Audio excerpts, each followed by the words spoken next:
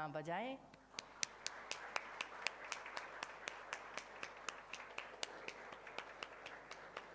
जोरदार तालियों से स्वागत करें हमारे आज के मुख्य अतिथियों का आज के प्रोग्राम के लिए। जोरदार तालियां।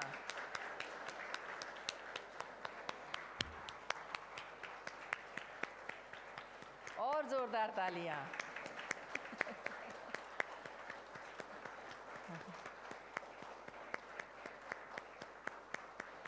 एक बार फिर तालियां।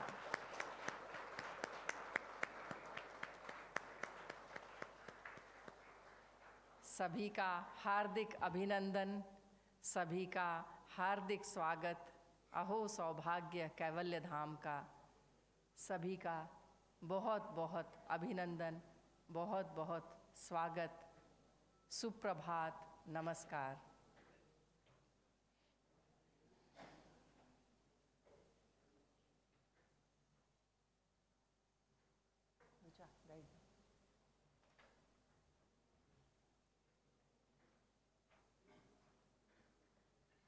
सभी से निवेदन है कि अपना स्थान ग्रहण करें।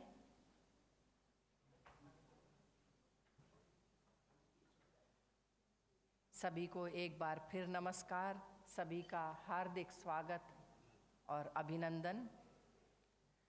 प्रातः स्मरणीय परम पूज्य स्वामी कुवल्यानंद जी की कर्मभूमि कैवल्य धाम में सभी सम्माननीय अतिथियों का मैं रजनी प्रधान कैवल्य धाम परिवार की ओर से हार्दिक स्वागत एवं अभिनंदन करती हूँ। सभा का प्रारंभ हम शांति पाठ से करेंगे। कृपया आरामदायक स्थिति में पीठ सीधी करके बैठें। समंकाय शिरो ग्रीवम। एक गहरी सांस लें। ओम सहना भवतु सहनौ भुनक्तु सह वीर्यं करवावहै तेजस्विनावधीतमस्तु मा विद्विषावहै। ओम शांति शांति शांति। धीरे से आंखें खोलें। आज हम यहाँ वैज्ञानिक अनुसंधान के अग्रदूत स्वामी कुवल्यानंद जी की कर्मभूमि कैवल्य धाम के 98वें स्थापना दिवस और स्वामी कुवल्यानंद योग पुरस्कार वितरण के लिए यहाँ एकत्रित हुए हैं। अब दीप प्रज्वलन के लिए यहाँ पर विराजमान अतिथियों को हम आमंत्रित करते हैं। कैवल्य धाम के सचिव श्री सुबोध तिवारी जी से निवेदन है कि वे कृपया उन्हें मंच पर लेकर जाएं। और सबसे निवेदन है कि दीप प्रज्वलन के लिए अपने स्थान पर एक बार फिर से खड़े हो जाएं।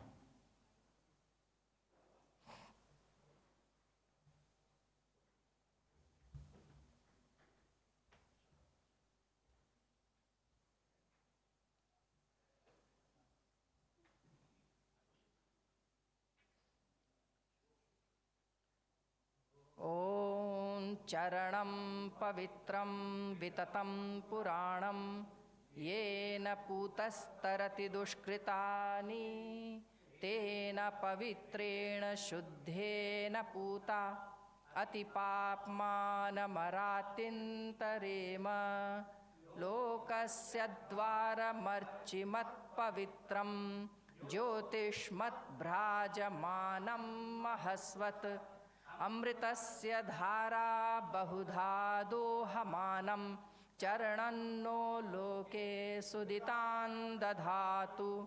नमोऽस्त्वनन्ताय सहस्रमूर्तये सहस्रपादाक्षिशिरोरुबाहवे सहस्रनाम्ने पुरुषाय शाश्वते सहस्रकोटियुगधारिणे नमः।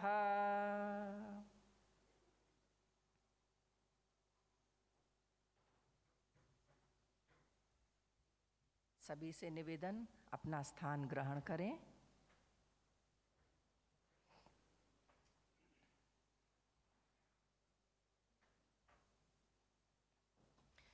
अहो सौभाग्य कैवल्य धाम की इस पावन भूमि का कि स्थापना दिवस के समारोह के पावन अवसर पर साधुओं संतों की चरण रज आज इस धरा पर पड़ी है।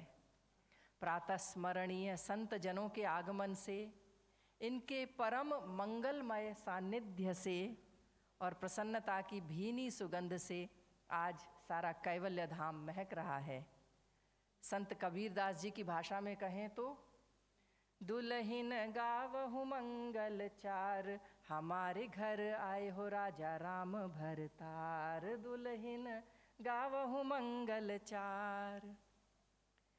1924 में स्वामी कुवल्यानंद जी द्वारा स्थापित कैवल्य धाम दुनिया के सबसे पुराने और अग्रणी योग संस्थानों में से एक है। कैवल्य धाम योग के लाभों और उपयोगों को प्रदर्शित करने के लिए वैज्ञानिक अनुसंधान करने वाला विश्व का पहला योग संस्थान है। स्वामी कुवल्यानंद जी ने 1920 के दशक में योग पर वैज्ञानिक अनुसंधान प्रारंभ किया और योग के अध्ययन के लिए 1924 में योग मीमांसा नामक प्रथम वैज्ञानिक जर्नल प्रकाशित किया। आज इस पावन दिन पर सबको हार्दिक शुभकामनाएं और आज के इस गौरवशाली समारोह में सभी का स्वागत करने के लिए हम एक ऐसे व्यक्ति से निवेदन करना चाहते हैं जो इसी कैवल्य धाम की पावन भूमि पर पैदा हुए, इसी कैवल्य धाम की मिट्टी में पले बढ़े। कैवल्य धाम के सचिव आदरणीय श्री सुबोध तिवारी जी से निवेदन है कि वे सभी का स्वागत करें।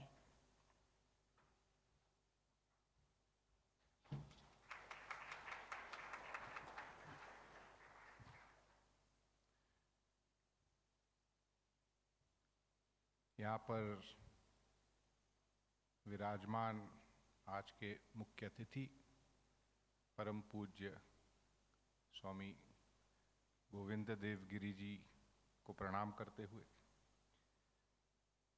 हमारे विशिष्ट अतिथि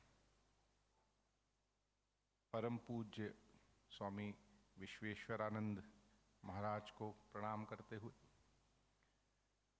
आज स्वामी कुवल्यानंद योग पुरस्कार जिन्हें वितरण किया जा रहा है, जो हमारे बीच में हैं डॉक्टर रमेश बिजलानी जी, डॉक्टर सत्यपाल सिंह जी, उनको प्रणाम। और यहाँ पर उपस्थित सभी योग साधकों को मेरा नमन। आप सभी लोगों को यहाँ देखकर बड़ी प्रसन्नता है। हम आज कैवल्य धाम का 98वां वर्धापन दिन भी मना रहे हैं और साथ ही में स्वामी कुवल्यानंद योग पुरस्कार आज वितरण होने वाले हैं। और ऐसे में जब संतों का आगमन हुआ तो जैसे रजनी जी ने कहा कि दिल गदगद हुआ, वातावरण में उल्लास है, चिड़िया चहक रही हैं और कैवल्य धाम महक रहा है।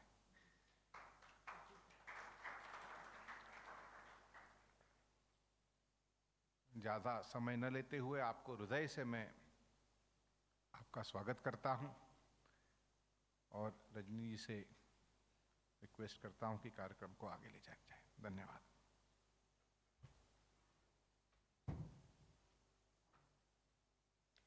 आपका बहुत बहुत धन्यवाद।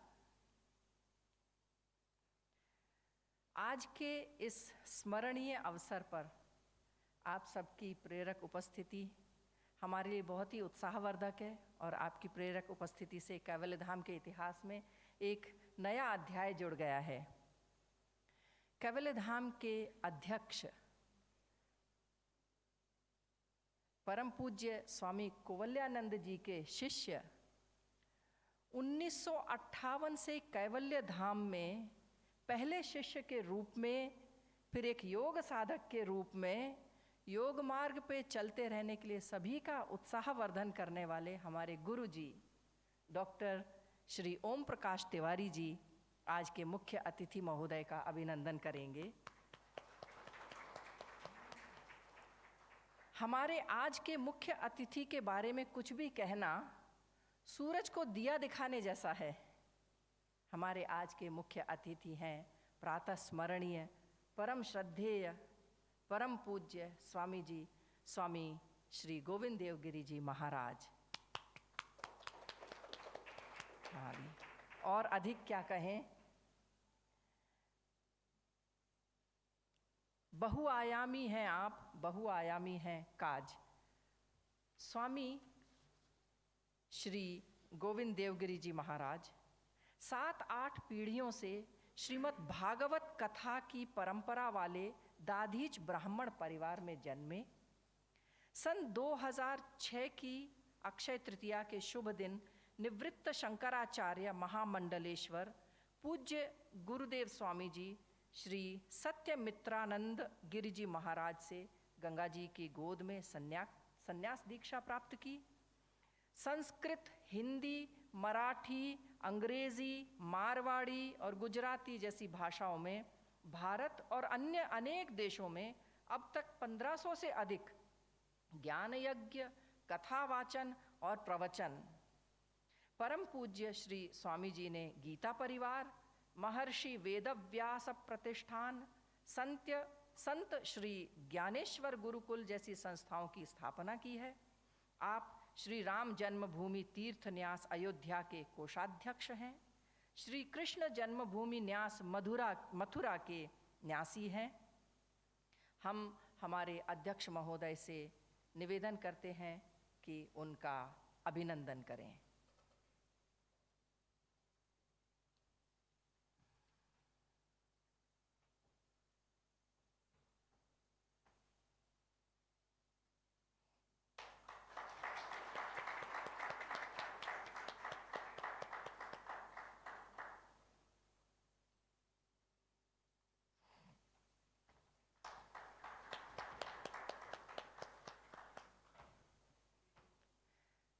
बहुत बहुत धन्यवाद गुरुजी। हमारे आज के विशिष्ट अतिथि हैं प्रातः स्मरणीय, परम श्रद्धेय, परम पूज्य महामंडलेश्वर आचार्य श्री स्वामी जी, स्वामी श्री विश्वेश्वरानंद आनंद गिरि जी महाराज। आप मुंबई विश्वविद्यालय से हिंदी में मास्टर डिग्री, संपूर्णानंद संस्कृत विश्वविद्यालय वाराणसी से वेदाचार्य, प्राचीन सिद्धपीठ सूरतगिरी बंगला कनखल हरिद्वार और संन्यास आश्रम विले पार्ले पश्चिम मुंबई सहित कई संस्थानों के अध्यक्ष हैं। संन्यास परंपरा में 50 से अधिक वर्षों से लग्न, श्री माता वैष्णो देवी मंदिर बोर्ड कटरा के सदस्य, श्री माता वैष्णो देवी गुरुकुल कटरा के अध्यक्ष, श्री राम जन्मभूमि आंदोलन में शुरू से ही उनकी सक्रिय भूमिका रही है। कैवल्य धाम के सचिव हमारे श्री सुबोध तिवारी जी से निवेदन है कि वे विशिष्ट अतिथि का अभिनंदन करें।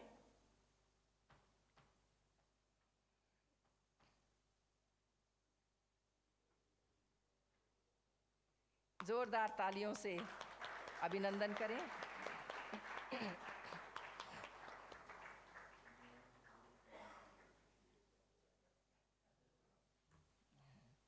बहुत बहुत धन्यवाद आपका। और अब पुरस्कार वितरण। यदि ह्यहन्न वर्तेयन् जातु कर्मण्यतन्द्रितः मम वर्तमानुवर्तन्ते मनुष्याः पार्थ सर्वशः। भगवान श्री कृष्ण ने श्रीमद् भगवद गीता में कहा है, हे पार्थ, ओ अर्जुन, यदि कदाचित मैं सावधान होकर कर्मों में न बरतूं तो बड़ी हानि होगी, क्योंकि मनुष्य सब प्रकार से मेरे ही मार्ग का अनुसरण करते हैं। हम समाज में देखते हैं कि समाज के गणमान्य व्यक्तियों का जैसा आचरण होता है उसी का सभी अनुसरण करते हैं, और अनुसरण योग्य पब्लिक पर्सनैलिटीज़ को और उनके द्वारा किए गए कर्मों को सार्वजनिक रूप से उजागर करना, मान्यता देना एक बहुत बड़ी जिम्मेदारी का काम है। योग के क्षेत्र में अग्रगण्य कैवल्य धाम को ये जिम्मेदारी भली भांति ज्ञात है और इसीलिए कैवल्य धाम की कार्यकारिणी ने पूर्ण सहमति से योग के क्षेत्र में 2 पुरस्कार स्वामी कुवलयानंद योग पुरस्कार देना निर्धारित किया है। इनमें से एक हैं योग साधक डॉक्टर श्री रमेश बिजलानी जी, जिनको उनकी अद्भुत प्रतिभा, अतुलनीय क्षमता और योग के प्रचार प्रसार में अप्रतिम योगदान के लिए ये पुरस्कार प्रदान किया जा रहा है। हमारे दूसरे पुरस्कृत हैं डॉक्टर श्री सत्यपाल सिंह जी। कर्मठता के ज्वलंत ज्योतिपुंज, जिन्होंने पब्लिक सर्विसेज में रहते हुए भी अपनी योग साधना जारी रखी और यथा योग्य यथाशक्ति योग के प्रचार प्रसार में अपना अप्रतिम योगदान दिया। इन दोनों पुरस्कारों के मानपत्र पढ़ने के लिए मैं श्री अनिल त्रिवेदी जी को मंच पर आमंत्रित करती हूँ और साथ ही पुरस्कार वितरण का सूत्र संचालन भी वे करें।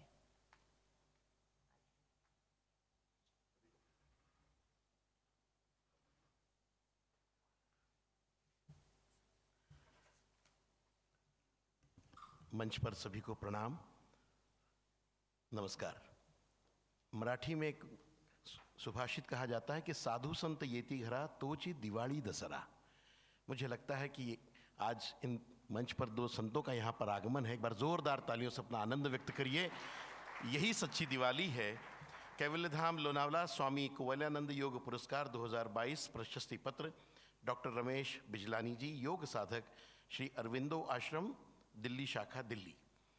योग साधक डॉक्टर रमेश बिजलानी जी को स्वामी कुवलयानंद योग पुरस्कार उनकी अद्भुत प्रतिभा, अतुलनीय क्षमता और योग के प्रचार प्रसार में अप्रतिम योगदान के लिए प्रदान किया जाता है। वस्तुतः बहुआयामी व्यक्तित्व के धनी व प्रतिभा संपन्न डॉक्टर रमेश बिजलानी जी एक सफलतम चिकित्सक, शिक्षाविद, लेखक, प्रखर वक्ता, समर्पित शिक्षक और वैज्ञानिक हैं।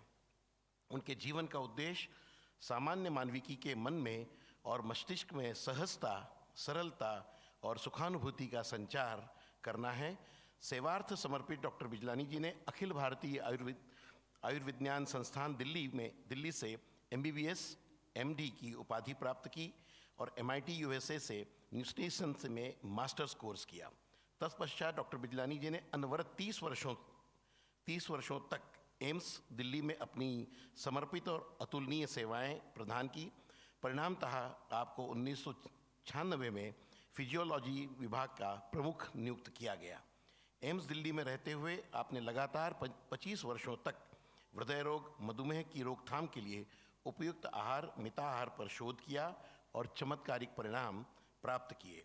एम्स दिल्ली परिसर में सर्वप्रथम आपने योग प्रशिक्षण केंद्र की स्थापना की। एक बार जोरदार तालियां यहाँ पर कि अपनी सेवाएं देते हुए वहाँ पर योग प्रशिक्षण केंद्र की स्थापना की, जहाँ पर योग द्वारा मन और शरीर के अद्भुत समन्वय पर विशेष प्रशिक्षण द्वारा स्वास्थ्य लाभ प्राप्त करने की व्यवस्था की।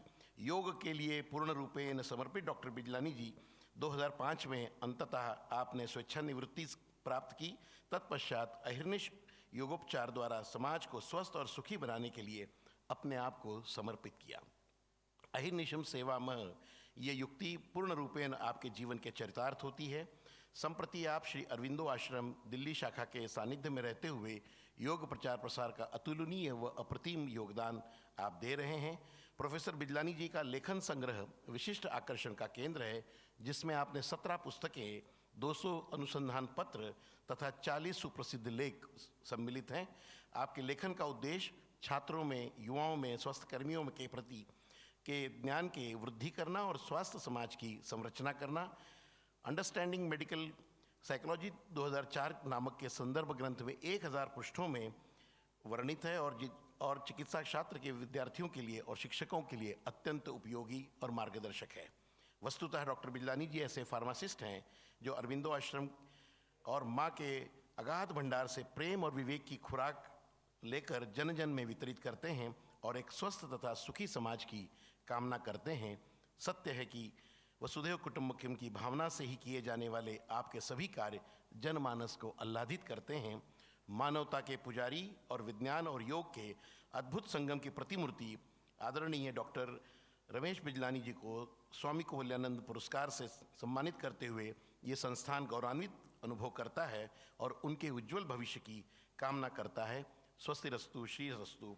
डॉक्टर ओम प्रकाश तिवारी जी, अध्यक्ष कैवल्य धाम संस्थान लोनावला, अश्विन कृष्ण पक्ष द्वादशी, शक संवत 1944, अक्टूबर 22, 2022। अब इसके बाद मैं परम पूज्य स्वामी गोविंद देवगिरी महाराज जी से मैं अनुरोध करूंगा कि आप उन्हें शाल, श्रीफल, मानचित्र और स्मृति चिन्ह देकर उनको आशीर्वाद दें। एक बार जोरदार तालियों से मैं आप लोगों से अनुरोध करूंगा कि हम अपने जगह पर, अपने स्थान पर खड़े हो जाएं और ये स्टैंडिंग ओवेशन हम दें, जिन्होंने अपने जीवन की इतनी सेवा, उन्होंने 35 से 40 सालों की उन्होंने सेवा और आज भी वो कार्य कर रहे हैं। जोरदार तालियां। ये तालियां तब तक बजती रहे जब तक उनका सम्मान यहां पर होता रहे।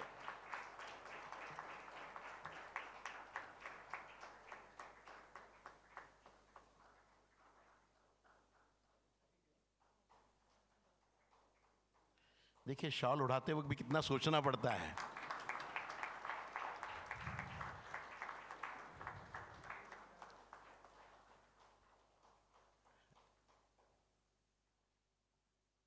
स्मृति चिन्ह के साथ एक बार जोरदार तालियों से।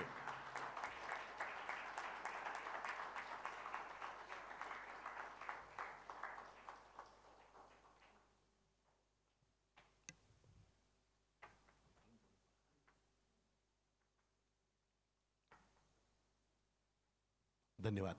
आप लोग बैठ जाएं।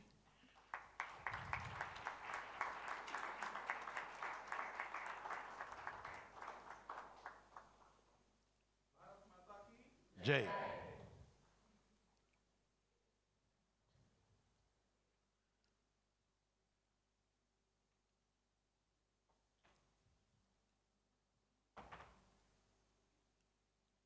अब इसके बाद में डॉक्टर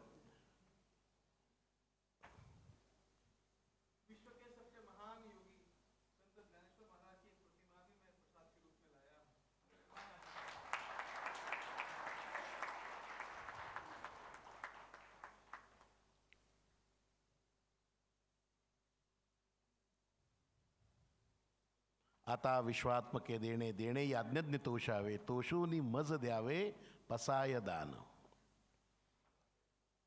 जो जे वांछील तो ते लाभो प्राणीजात।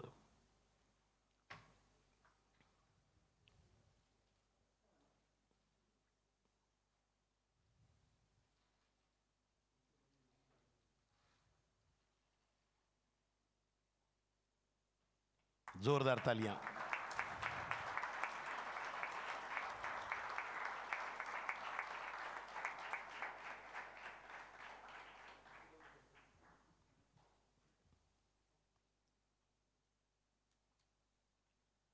अब इसके बाद मैं डॉक्टर रमेश बिजलानी जी से अनुरोध करूंगा कि अपनी मन की भावना यहां पर व्यक्त करें। डॉक्टर बिजलानी जी।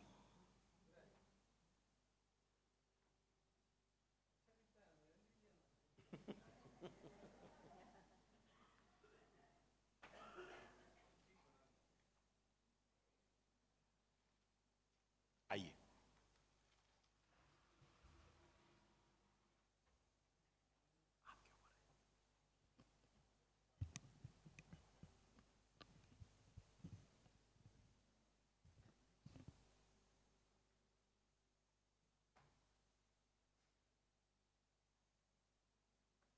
ॐ ध्यानमूलं गुरोर्मूर्तिः पूजामूलं गुरोपदं मंत्रमूलं गुरोर्वाक्यं मोक्षमूलं गुरो कृपा।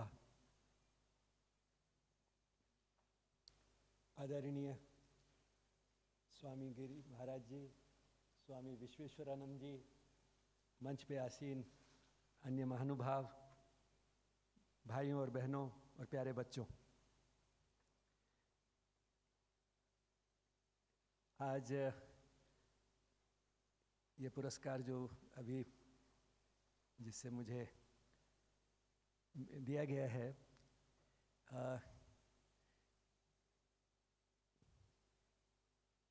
मुझे बिल्कुल आशा नहीं थी और मुझे लगता नहीं कि मैं इसके योग्य हूँ। मैंने तो कभी सोचा नहीं था कि इस तरह से ये सब मेरे लिए किया जाएगा, और सोच नहीं पा रहा क्या कहूँ, लेकिन अवसर दिया गया है तो मैं सोचता हूँ कि यही करूँ कि जो मैंने अपने गुरुओं से प्राप्त किया है, कुछ सीखा है, उसका कुछ सार जो है वो 5-10 मिनट में आपके साथ बांट सकूं।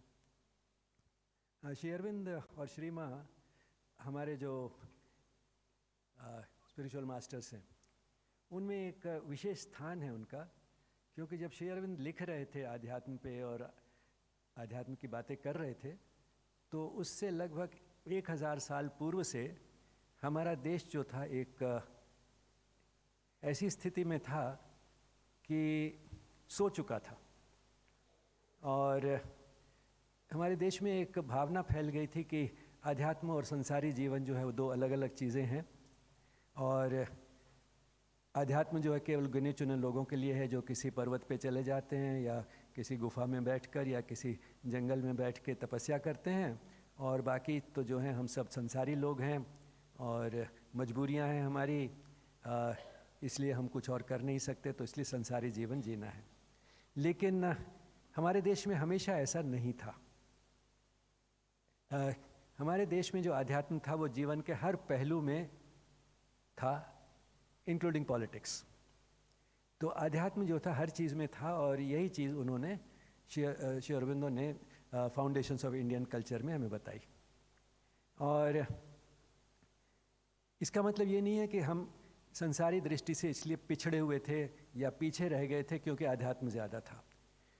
1000 साल तक सारे विश्व में हमारा देश जो था हर क्षेत्र में सबसे आगे था। शिक्षा के लिए दूर दूर देशों से लोग यहाँ आते थे पढ़ने के लिए, बड़े बड़े विश्वविद्यालय थे, और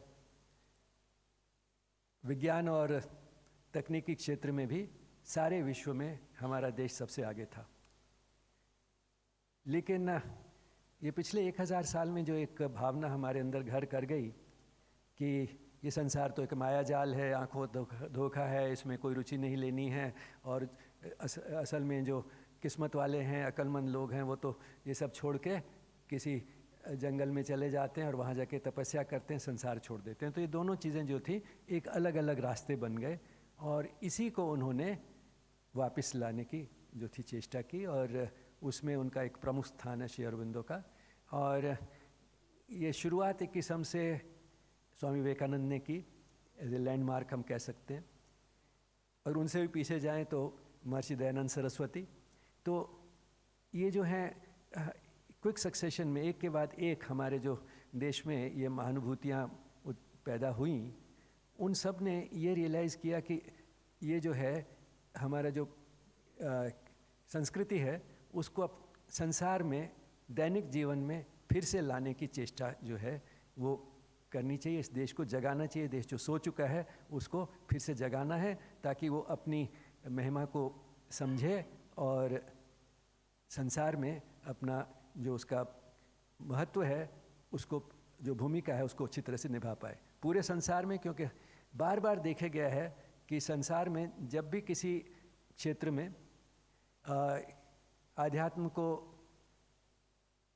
निगलेक्ट किया गया या उसको देश निकाला दे दिया गया, जैसे यूरोप में आफ्टर यूरोपियन रेनेसां जो एक किस्म से रिलीजन को एक छोटे से कंपार्टमेंट में डाल दिया और उसका जो था दैनिक जीवन में और हर चीज़ से बाहर निकाल दिया। रशिया में तो देश निकाला ही दे दिया।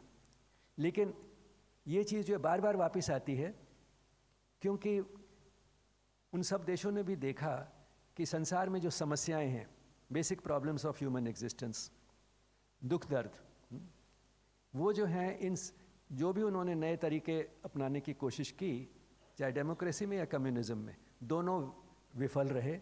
और फिर जब वो विफल रहे तो उन सब ने सोचा कोई और तरीका ढूंढना पड़ेगा, और फिर जब और तरीका ढूंढने लगे तो हमारे देश की तरफ देखा।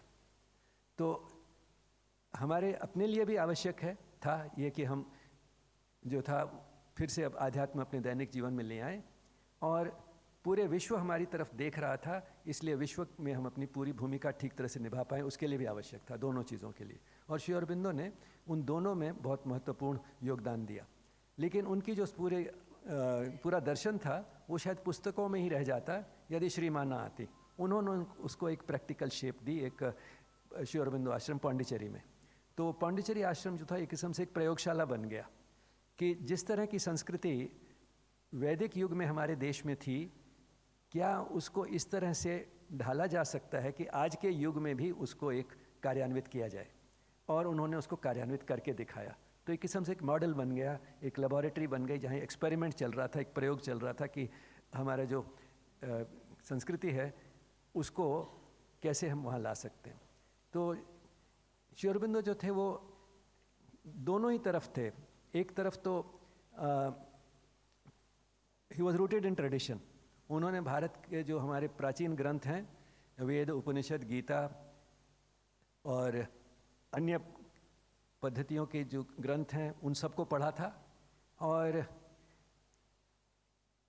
पूर्व पश्चिम का समन्वय भी थे, क्योंकि 14 वर्ष तो वो पश्चिम में ही रहे बचपन में, तो पूर्व पश्चिम का समन्वय भी था। भारतीय संस्कृति को बहुत अच्छी तरह समझते थे और उन्होंने उसको अपनी बुद्धि से, बहुत विलक्षण बुद्धि थी, आलोचनात्मक दृष्टि से भी देखा और आध्यात्मिक दृष्टि से उच्च स्तर था। तो ये सब जो था एक कॉम्बिनेशन जो था ऐसा था कि जो उन्होंने किया उसके लिए वो यूनिकली सूटेड थे, एक सबसे अनप्रेसिडेंटेड कॉम्बिनेशन इन हिस्ट्री। तो इसीलिए वो सब कुछ कर पाए।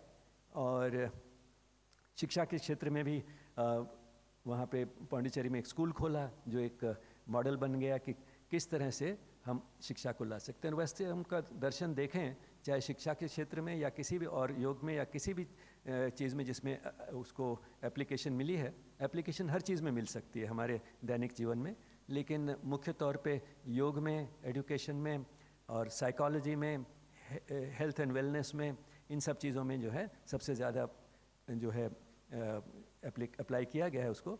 तो वास्तव में है क्या इंटेग्रल फिलॉसफी, समग्र दर्शन, उसमें समग्र वेदांत आप कह सकते हैं। तो उसमें जो है मनुष्य क्या है उसी पे आधारित है।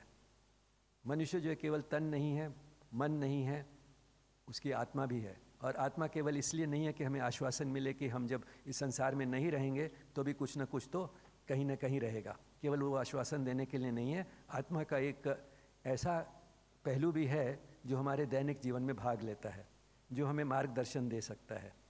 साइकिक बीइंग जिसको उन्होंने कहा चैत्य पुरुष। तो चैत्य पुरुष जो है वो किस तरह से हमें दैनिक जीवन में सहायता कर सकता है मार्गदर्शन देने में, वो एक मेन चीज़ है। तो वो जो है हर एरिया में, चाहे साइकोलॉजी हो, एजुकेशन हो या वेलनेस हो, हर एरिया में वो जो है उसका महत्व है। तो वही चीज़ आ जाती है जैसे, और उसका सिंपल प्रिंसिपल यही है कि वो आवाज़ जो हमें चैत्य पुरुष से आती है वो बहुत मंद होती है लेकिन बहुत स्पष्ट होती है। और यदि हम उस आवाज़ को सुन लें तो हमें एक बेहद प्रसन्नता महसूस होती है, अगर ना सुने तो बेचैनी होती है। तो उसमें एक रिवॉर्ड एंड पनिशमेंट सिस्टम भी इनबिल्ट है।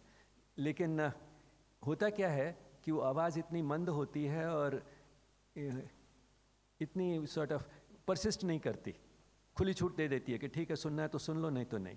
तो होता क्या है कि हम कई बार मन और बुद्धि जो उसके साथ सहमत नहीं होते और बहुत शोर मचाते हैं, मन और बुद्धि की बात सुन लेते हैं और इसलिए जो वास्तव में ठीक चीज़ थी वो नहीं कर पाते। तो मेन चीज़ जो है वो सबसे महत्वपूर्ण जो निकल के आती है वो यही आती है जो हमें दैनिक जीवन में मार्गदर्शन दे सकती है। तो ये कुछ जो मैंने ग्रहण किया है अपनी सीमित बुद्धि से, मैंने आपके साथ साझा करने की कोशिश की है।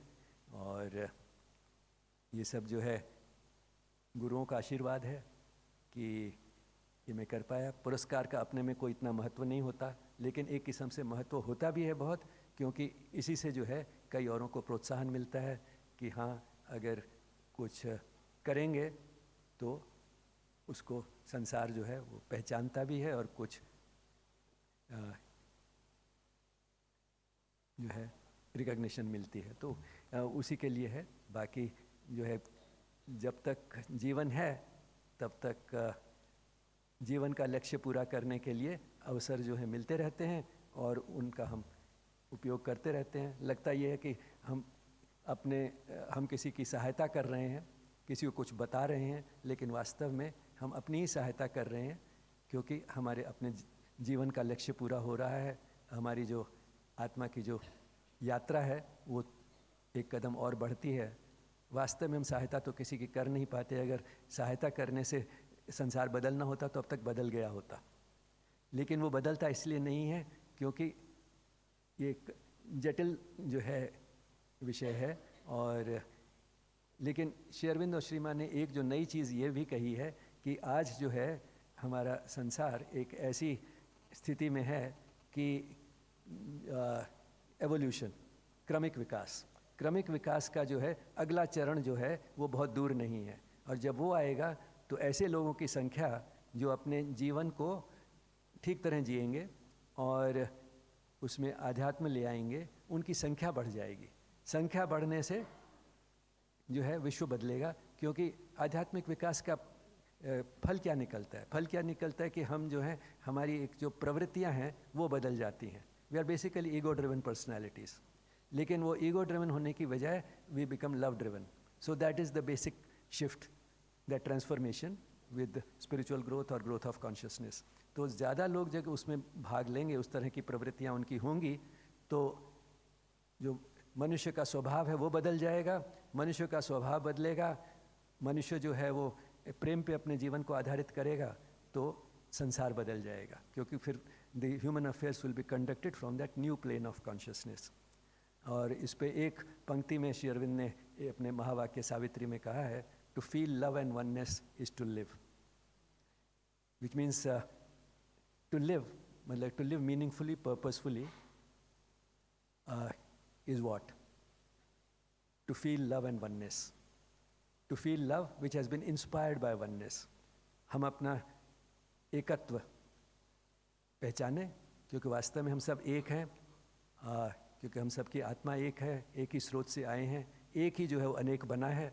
तो एकत्व को पहचाने, और उस एकत्व को पहचानेंगे तो यदि दूसरा एक है, वही है जो मैं हूँ, तो उसके प्रति प्रेम होगा। So this oneness will inspire love, और उसके आधार पे if we live based on that feeling of love which is based on oneness, we will live a meaningful life. To feel love and oneness is to live.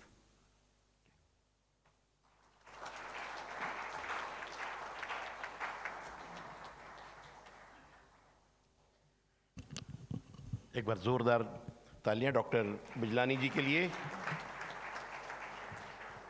Doctor साहब, बात हीरा होती है, बात मोती होती है, बात लाखों की लाज होती है, बात हर बात को नहीं कहते, बात तो मुश्किल से बात होती है।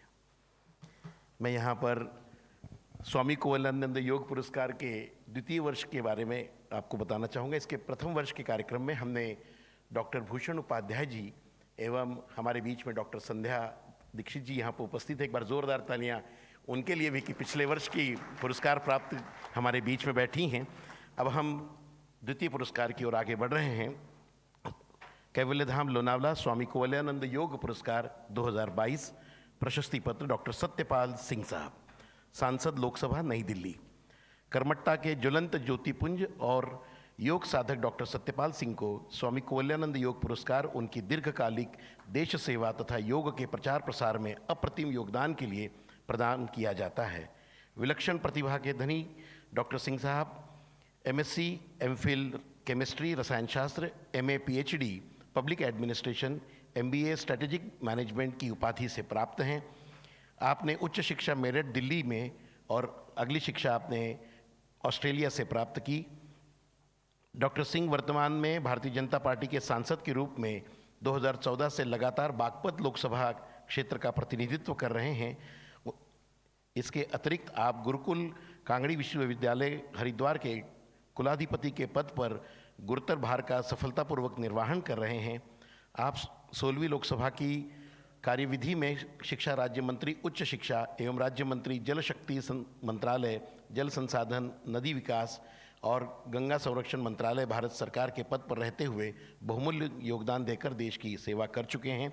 इससे पूर्व आपने 1980 से 2014 तक भारतीय पुलिस सेवा के अधिकारी के रूप में महाराष्ट्र में अपनी अतुलनीय अनुकरणीय सेवाएं प्रदान की। अनवरत 35 वर्ष पर्यंत पुलिस अधिकारी के रूप में निस्वार्थ सेवा एवं कर्तव्यनिष्ठा द्वारा आपने कर्मठ और ईमानदार अधिकारी की छवि अर्जित की है। पुलिस आयुक्त के पद पर रहते हुए कार्य करते हुए आपने नागपुर, पुणे और मुंबई जैसे महानगरों में अपनी प्रबंधकीय क्षमता, तकनीकी कुशलता के कारण सभी सहकर्मियों, प्रशासकीय विभाग के अधिकारियों और जनमानस में विशिष्ट स्थान और सम्मान आपने प्राप्त किया है। मानो ही महताम धनम, ये सूक्ति आपके व्यक्तित्व में सही चरितार्थ होती है। पुलिस प्रशासन की दीर्घकालिक सेवाओं के दौरान अपने सफलताओं के नए कीर्तिमान स्थापित किए और अपराध जगत को नाको चबाने के लिए विवश किया। आप शासकीय सेवा के दौरान गठित अनेक प्रशासकीय समितियों की अध्यक्ष भी रह चुके हैं, जिसके माध्यम से समाज में सौहार्दपूर्ण और निर्भय वातावरण बनाने का आपका अप्रतिम योगदान रहा। सांसद के रूप में किसानों की ज्वलंत समस्याओं की मुखरता के साथ आपने संसद पटल पर रखा और केंद्रीय बजट में किसानों की प्रभावशाली उपस्थिति एवं सहभागिता सुनिश्चित कराई। सुजलाम सफलाम शस्य श्यामलाम मातरम, इस मंत्र की सार्थकता के लिए आप अहर्निश कार्य कर रहे हैं। आपकी पहचान एक सफल प्रशासक एवं जनप्रिय राजनेता के साथ साथ एक चिंतक, विचारक, मुखर वक्ता और बहुआयामी व्यक्तित्व के धनी के रूप में भी प्रस्थापित हैं। आप पूर्ण रूपेण शाकाहारी, योगानुयायी एवं मानसिक, कायिक, वाचिक व आध्यात्मिक सुस्वास्थ्य के पक्षधर हैं। आपने अपने सहज और मौलिक कार्यशैली में कर्म के प्रति अद्भुत, अतुलनीय समर्पण एवं रचनात्मक चिंतन के परिणाम स्वरूप सदैव सफलता के लिए नित्य नए आयाम स्थापित किए। आर्य समाज की शिक्षाओं के प्रति पूर्ण समर्पित डॉक्टर सिंह की गहन अभिरुचि भारतीय दर्शन, समाजशास्त्र तथा पुराण शास्त्र के विस्तृत अध्ययन में निहित है। वस्तुतः भारतीय संस्कृति के पुरोधा एवं तत्व मरबंदों की गणना में अग्रणी है। बहुमुखी प्रतिभा के धनी डॉक्टर सिंह ने अनेक राष्ट्रीय एवं अंतर्राष्ट्रीय संगोष्ठियों को संबोधित किया है और अपनी वक्तृत्व क्षमता एवं गहन ज्ञान से श्रोताओं के मन मस्तिष्क में अमिट छाप छोड़ी है।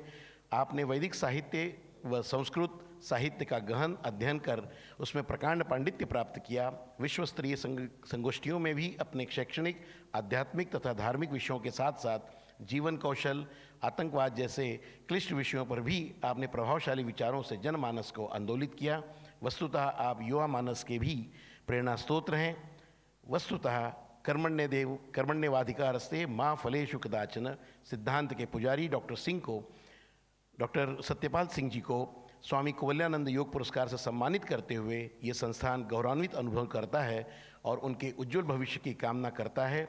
स्वस्ति रस्तु श्री रस्तु। डॉक्टर ओम प्रकाश तिवारी जी, अध्यक्ष कैवल्य धाम योग संस्थान, अश्विन कृष्ण पक्ष द्वादशी, शक संवत 1944, अक्टूबर 22, 2022। मैं अब इसके बाद परम पूज्य स्वामी जी विश्वेश्वरानंद गिरी महाराज जी से अनुरोध करूंगा कि आप डॉक्टर सत्यपाल सिंह जी को यहाँ पर आशीर्वाद करें, सम्मान प्रदान करें। आप सभी से अनुरोध करूंगा अपने स्थान पर खड़े होकर करतल ध्वनियों से हम इस संपूर्ण जोरदार तालियों से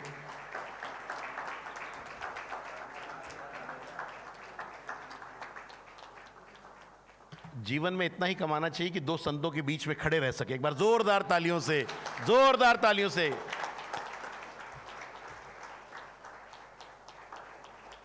अब इसके बाद मानपत्र दिया जाएगा। आप देखिए तीनों का रंग एक ही लग रहा है।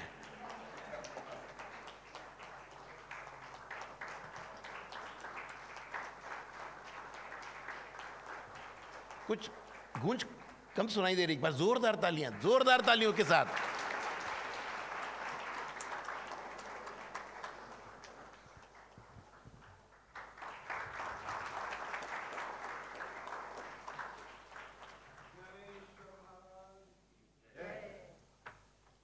अब इसके बाद मैं डॉक्टर सत्यपाल सिंह साहब से अनुरोध करूंगा कि अपने मन की भावना यहां पर व्यक्त करें।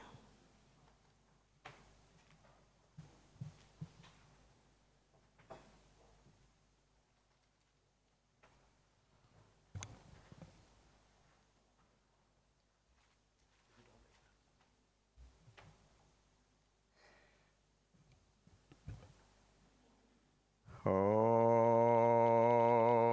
अस्तो मा सद्गम्यः तमसो मा ज्योतिर्गम्यः मृत्योर्मामृतं गम्यः इति।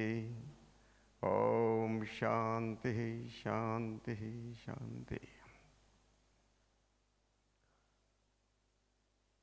आज स्वामी कोवल्यानंद योग पुरस्कार समारोह के प्रमुख अतिथि परम श्रद्धेय स्वामी गोविंद देवगिरी जी महाराज, परम पूज्य महामंडलेश्वर स्वामी विश्वेश्वरानंद गिरी जी महाराज, इस कैवल्य धाम संस्थान के अध्यक्ष आदरणीय श्री ओ.पी. तिवारी जी, जिनको अभी संस्थान ने पुरस्कृत किया है, हमारे वरिष्ठ योग साधक आदरणीय डॉक्टर रमेश बिजलानी जी, और इस संस्थान को अहरनिश सेवा करने वाले, चलाने वाले हमारे मित्र सुबोध तिवारी जी, मेरे सामने बैठे हुए सभी आदरणीय योग प्रेमियों, मातृशक्ति और सज्जनों,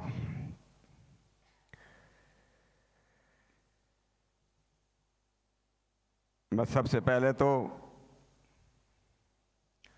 ये कहना चाहता हूं कि ये धरती धन्य है जहां स्वामी कोवल्यानंद जी महाराज रहे, जहां उन्होंने इस अद्भुत कैवल्य धाम योग संस्थान की स्थापना की।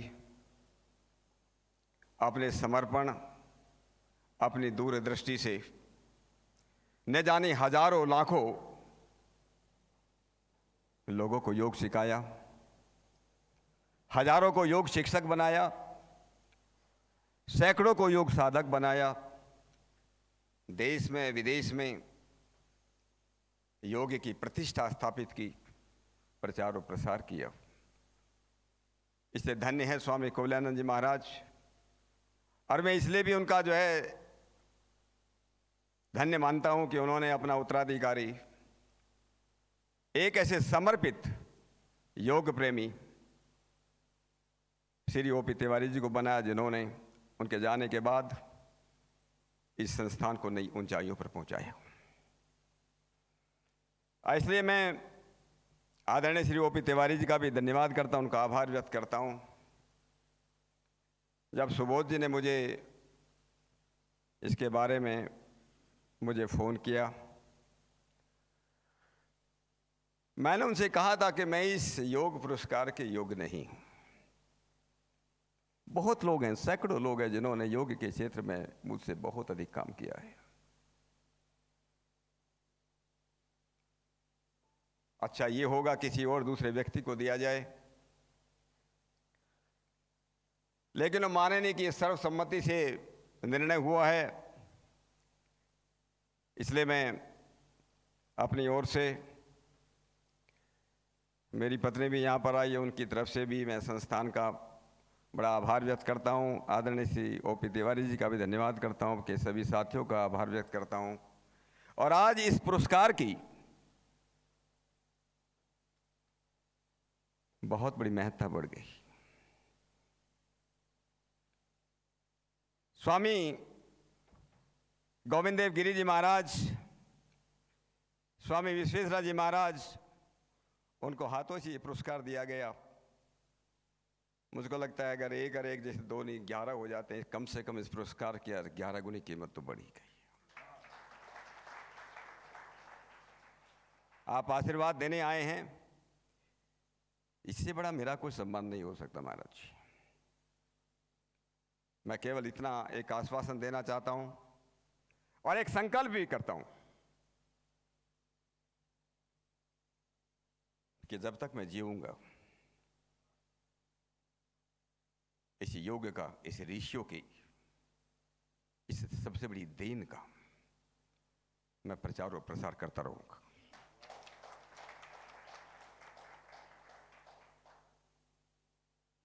योग जानने का नाम है, योग साधने का नाम है, और योग जोड़ने का नाम है। योग जानने का नाम है, किसको जाना जाए? ईश्वर जी प्रकृति को जानने का नाम है। शरीर, मन और बुद्धि को साधने का नाम है, और आत्म तत्व को विराट तत्व से जोड़ने का नाम योग है।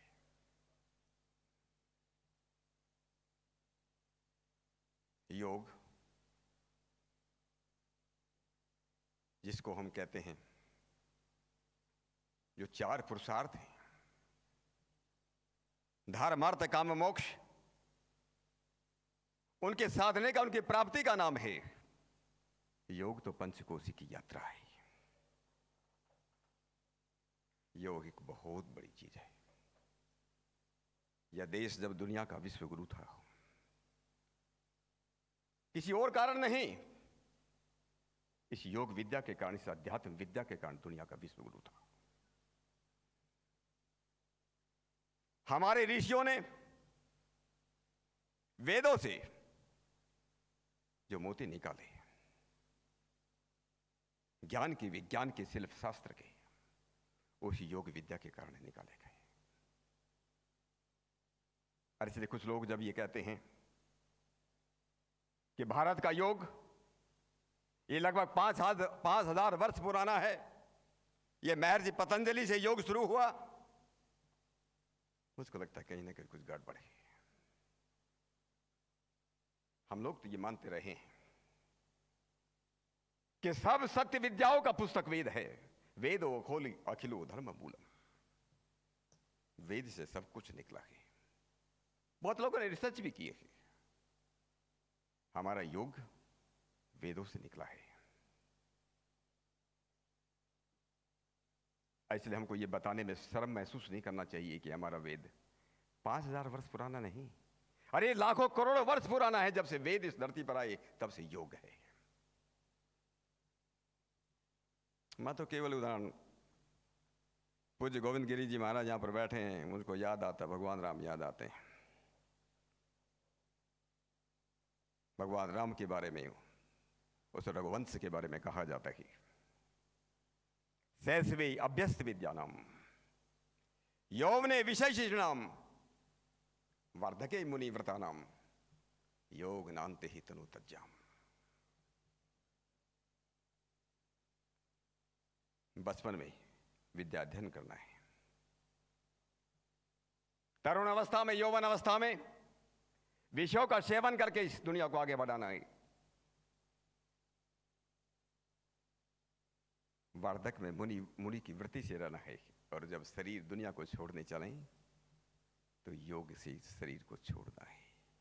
ये इस देश की संस्कृति थी, इस देश की परंपरा थी। योग बहुत पुराना है,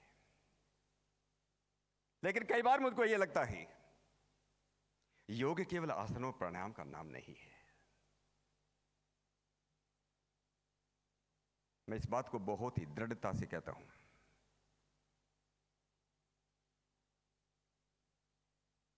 बिना यम नियम का पालन किए, बिना भगवान में विश्वास किए, कोई अच्छा वैज्ञानिक बन सकता है, अच्छा साइंटिस्ट बन सकता है, अच्छा डॉक्टर बन सकता है, अच्छा आर्किटेक्ट बन सकता है, पर योगी नहीं बन सकता। योगी नहीं बन सकता। योगी बनने के लिए भगवान में विश्वास करना भी जरूरी है, उसकी सत्ता में विश्वास करना भी जरूरी है। इसलिए अंतिम लक्ष्य, योग का अंतिम लक्ष्य, जिससे कैवल्य धाम में हम हैं, वो कैवल्य प्राप्त करना है, कैवल्य प्राप्त करना है। इस बार का जो योग दिवस हुआ था, अंतर्राष्ट्रीय योग दिवस, मैंने उसमें एक ट्वीट किया था। उस ट्वीट में मैंने लिखा था, योग का अर्थ कुशलता है। योग का अर्थ कुशलता है।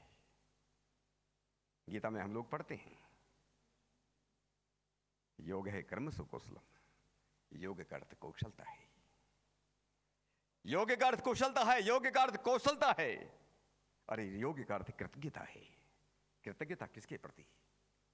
केवल समाज के प्रति नहीं, उस भगवान के प्रति भी कृतज्ञता ज्ञापित करना है। और योग का अर्थ कैवल्य भी है।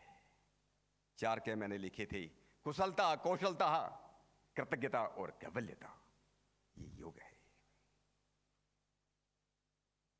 इसलिए योग जो है आत्म तत्व को जानना है। कई बार हम लोग इस बात को मैंने देखा, बहुत लोगों को मैंने देखा है, योग के शिक्षक हम बन जाते हैं कई लोग, लेकिन खाने पीने के बारे में कुछ बोलते तक नहीं है। आहार क्या होना चाहिए? नॉनवेज भी लोग खाते हैं, शराब भी पीते हैं। शराब पी करके, नॉनवेज खा करके अब अच्छे आसनकार तो बन सकते हो, आसन सिखाने वाले शिक्षक भी बन सकते हो, प्राणायाम सिखाने वाले भी शिक्षक बन सकते हो, पर योगी नहीं बन सकते। योगी नहीं बन सकते। आहार शुद्धो सत्व शुद्धि ध्रुवा स्मृति ही स्मृति स्तंभे सर्व ग्रंथि नाम में प्रमोक्ष। हमारे ऋषियों ने, हमारी मुनियों ने ये आहार की शुद्धता पर बहुत जोर दिया है, बहुत जोर दिया है।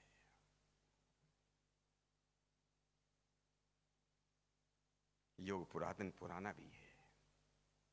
योग का धरातल भी चाहिए था, यम नियम पर आधारित है वो, लेकिन अंतिम लक्ष्य उस विराट तत्व से मिलना है। इस विराट तत्व से इसकी यात्रा बहुत कठिन है, बहुत कठिन है। ऊपर तो मकान बहुत लोग बना सकते हैं, सड़क ऊपर बना सकते हैं, अरे पहाड़ों के नीचे सुरंग बनाना बड़ा कठिन काम है। हम लोग मुंबई जाते हैं, टनल बनाई हुई है, टनल बनाना बड़ा कठिन काम है। अंदर की यात्रा बड़ी कठिन काम है।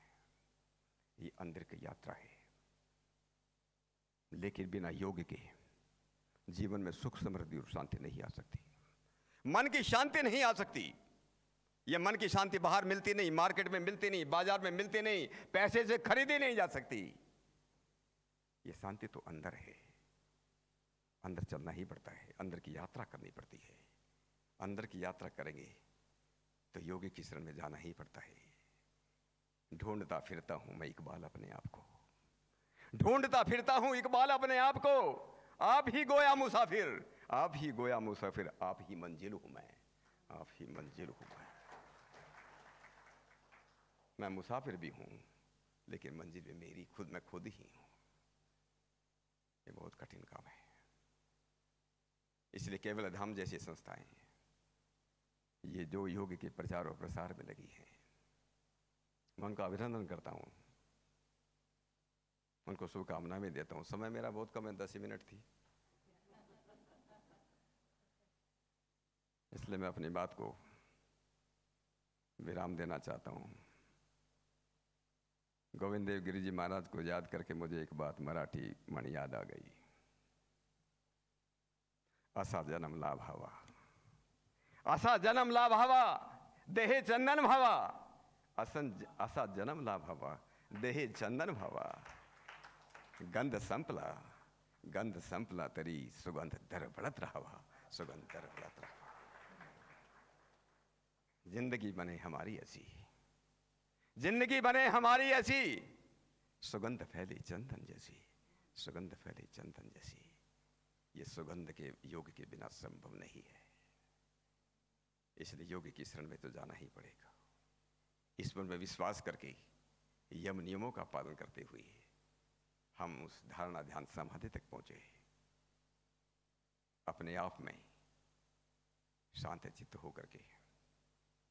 ये ऋषियों का इतनी बड़ी देन, इसको सारी दुनिया में फैलाना, प्रचार और प्रसार करना, ये भी तो हमारा एक धर्म है।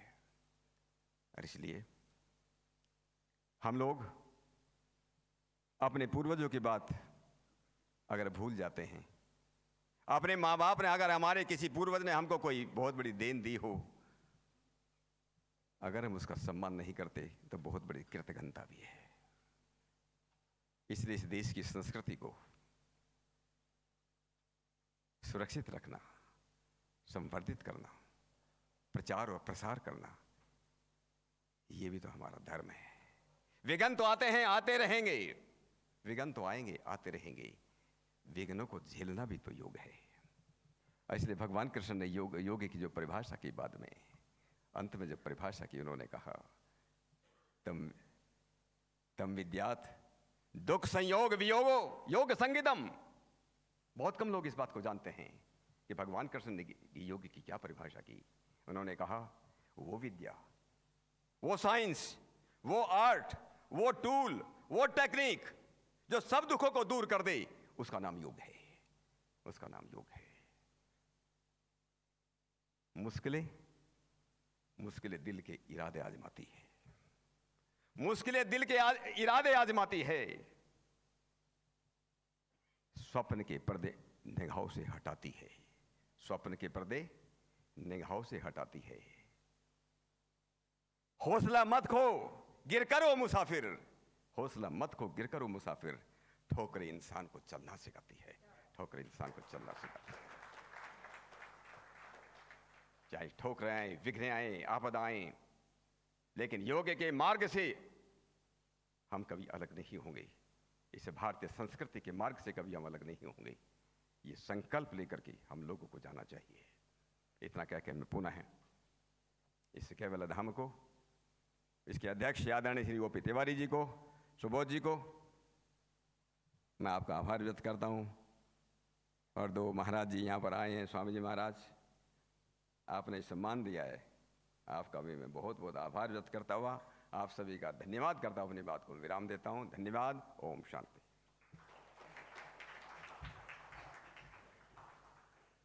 एक बार जोरदार तालियां आदरणीय सत्यपाल सिंह साहब के लिए।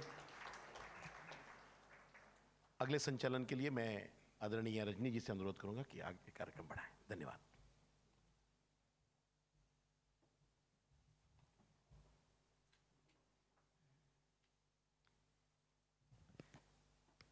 इस पुरस्कार वितरण के बाद अब हम प्रातः स्मरणीय परम श्रद्धेय परम पूज्य महामंडलेश्वर आचार्य श्री स्वामी जी श्री विश्वेश्वरानंद आनंद गिरि जी महाराज से निवेदन करते हैं कि वे हमको अपने आशीर्वचन से अनुग्रहित करें।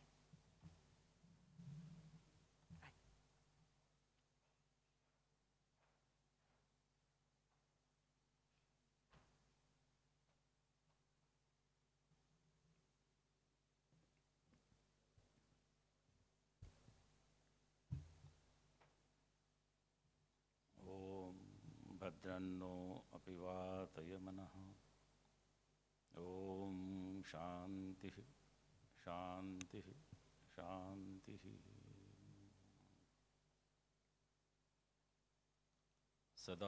सदाशिवसमारब्धां शंकराचार्यमध्यमाम् अस्मदाचार्यपर्यन्तां वन्दे गुरुपरम्पराम्।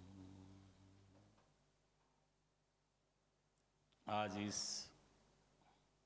रमणीय वातावरण में, शांत वातावरण में, इस कार्यक्रम में उपस्थित हमारे आदरणीय स्वामी गोविंद देवगिरी जी महाराज, इस कैवल्य धाम के अध्यक्ष सम्माननीय ओपी तिवारी जी, साथ साथ में इस कार्यक्रम के संयोजक आयोजक हमारे अभिन्न श्री तिवारी जी, सुबोध जी, और जिनके लिए ये कार्यक्रम आज यहाँ पर निर्धारित हुआ है, आयोजित हुआ है। ऐसे इस भारत के दो रत्न जिनके विषय में आप लोगों ने सुना, अपने भारत की परंपरा है कि 4 वर्ग में, 4 भागों में हमारा जीवन बांटा जाता है। प्रथम आश्रम ब्रह्मचर्य, गृहस्थ, वानप्रस्थ और सन्यास। बहुत से महापुरुषों ने इसका पालन किया और जिनको आज पुरस्कार दिया जा रहा है वो भी उससे अछूते नहीं है। सर्वप्रथम जिनको हम लोगों ने पुरस्कृत किया, ऐसे आप सबके भी परिचित, जिनकी जिज्ञासा, जिनकी विद्वत्ता, जिनका प्रेम योग से भी रहा, आधुनिक चिकित्सा पद्धति से भी रहा, धर्म से भी रहा और साथ साथ में समाज से भी रहा। संभवतः कैवल्य धाम ने इसीलिए आज के इस अवसर पर उनको सम्मानित करने का ये निश्चय किया। ऐसे हमारे आदरणीय वयोवृद्ध डॉक्टर श्री रमेश बिजलानी जी और दूसरे ऐसे एक व्यक्ति हैं जो ऐसे क्षेत्र में रहे जहाँ पर कभी ना कभी कोई विवाद या कोई अन्य प्रकार का कोई आक्षेप हमेशा आता रहता है, जिनको लगभग मैं भी 26 वर्ष से लगातार जान रहा हूँ। ऐसे हमारे पुलिस प्रशासन में भी रहते हुए अपने आप को उससे अलग मानते हुए, और इसीलिए शायद हमारी और उनकी अभी तक उसी प्रकार मित्रता कहो और एक दूसरे के प्रति सम्मान कहो चला आ रहा है। ऐसे डॉक्टर श्री सत्यपाल सिंह जी,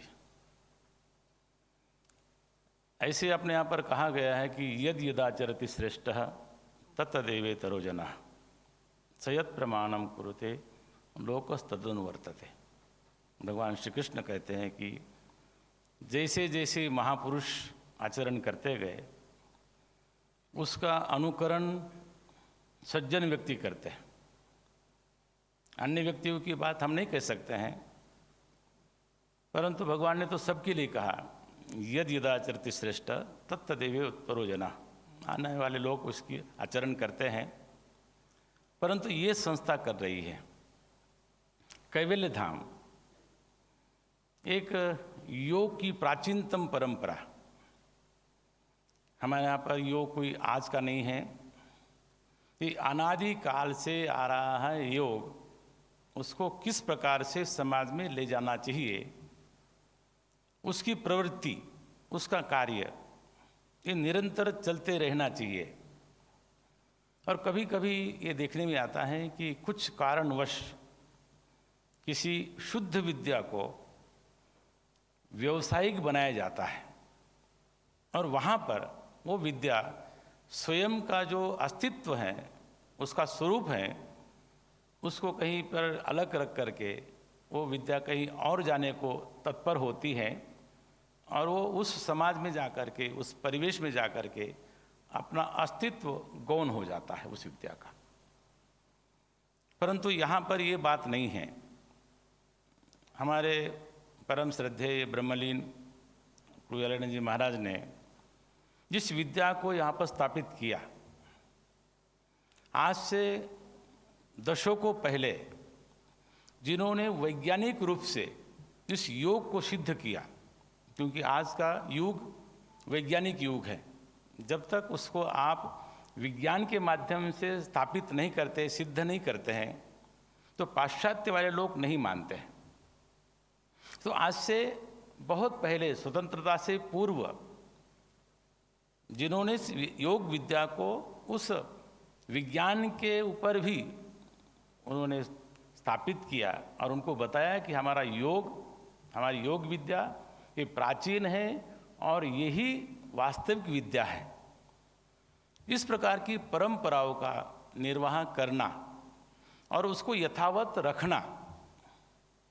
कभी कभी मैं कहता हूँ कि एवरेस्ट पर चढ़ना कुछ अधिक सरल होता है, परंतु एवरेस्ट पर वहाँ पर टिके रहना अत्यंत कठिन होता है।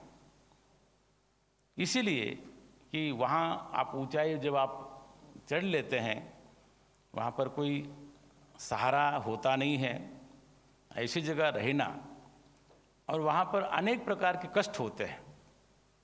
इसी प्रकार के हमारा ज्ञान भी है, हम ज्ञान को प्राप्त तो कर लेते हैं, परंतु उस पर यथास्थिति बने रहना अत्यंत कठिन होता है।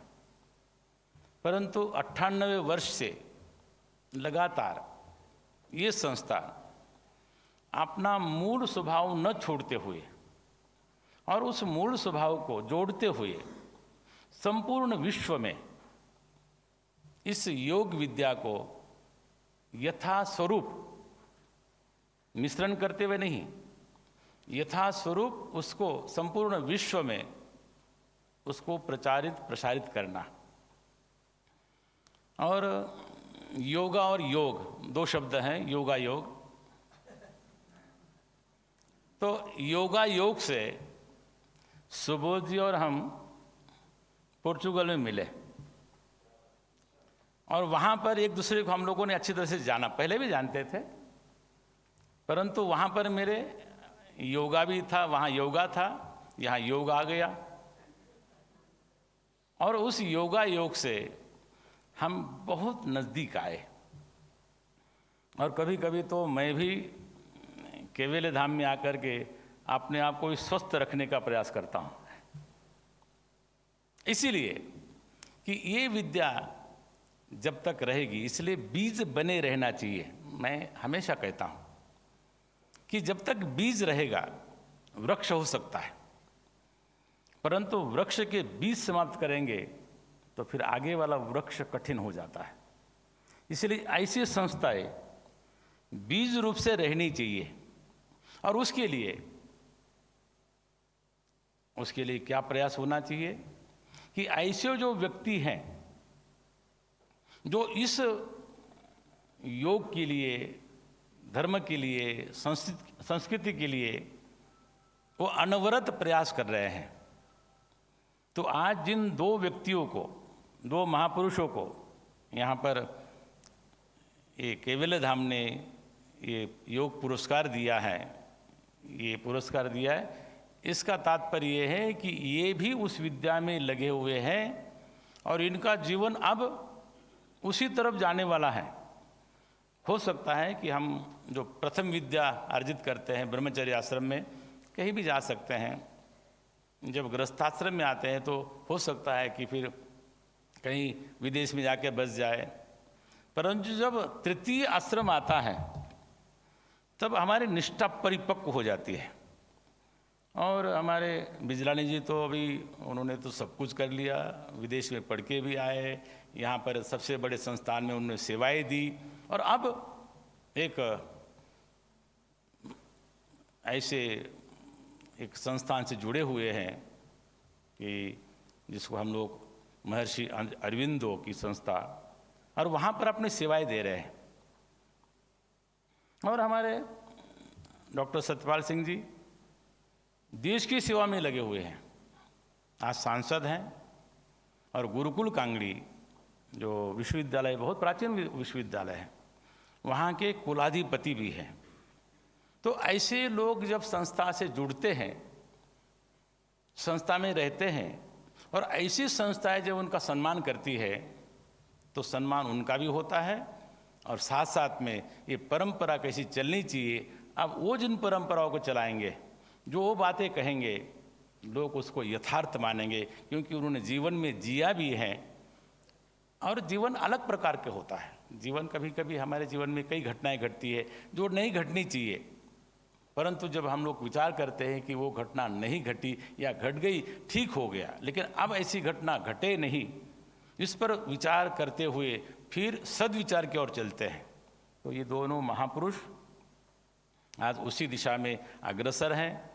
और आप सभी जो यहाँ पर प्रबुद्ध, मैं समझता हूँ कि आप सब लोग योग के विषय में भी, और सब केवल यहाँ से बोलने का अवसर नहीं मिल रहा है इसलिए आप यहाँ से नहीं बोल रहे हैं, बाकी आप सब कुछ कर सकते हैं।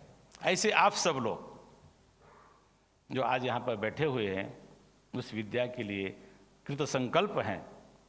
और मैं हमेशा कहता हूँ कि हमारे वेद, हमारे उपनिषद जो कहते हैं वो यथार्थ है। इसलिए हम कुछ कर सके या न कर सके, परंतु हमें ये करना चाहिए कि तन्मे मनः शिव संकल्पमस्तु। हमेशा ही इस देश के लिए, इस संस्कृति के लिए और हमारे समाज के लिए हमेशा मन में एक शुभ संकल्प करना चाहिए, ताकि सर्वे भवन्तु सुखिना, ये जो यथार्थ हमारे यहाँ निकलता है वो सबके लिए एक सुख का स्वरूप बन जाए।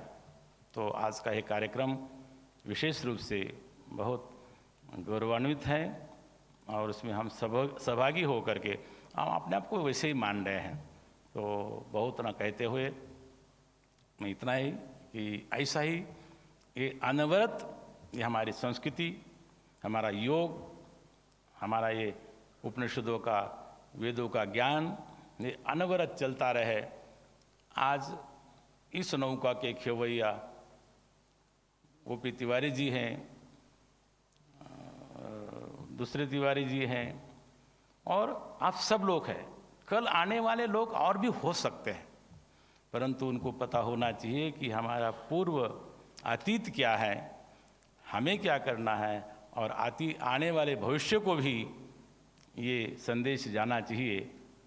ऐसे ही कार्यक्रम उसका एक मापदंड होते हैं, उसकी एक नींव की एक पत्थर होता है। तो ऐसे कार्यक्रम होते रहे। मैं समझता हूँ कि इस अवसर पर हमारे परम श्रद्धेय गोविंद देवगिरी जी इतने व्यस्त रहते हैं।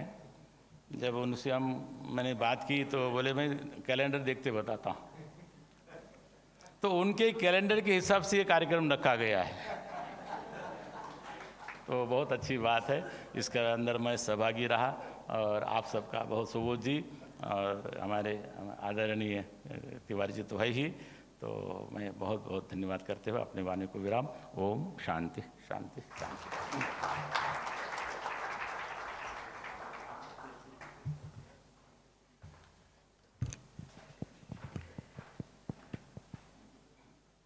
परम पूज्य स्वामी जी का बहुत बहुत धन्यवाद। अभी समय है पुस्तक विमोचन का। तो 3 पुस्तकें हैं आज। हमारे स्वामी महेशानंद जी द्वारा रचित पुस्तक बुक ऑफ ओम, इसका विमोचन होगा और उसके साथ ही 2 और पुस्तकों का पुनर्प्रकाशन हुआ है। एक तो है कुवल्यानंदांची गाणी, परम पूज्य हमारे श्री कुवल्यानंद जी स्वामी जी द्वारा रचित गीत हैं, और दूसरी पुस्तक है यौगिक संघ व्यायाम। आप सभी को पुस्तकें दें। सभी से निवेदन है कि उसके रिबन खोल के उन पुस्तकों का विमोचन करें और हम सबको भी वो पुस्तक दिखाएं।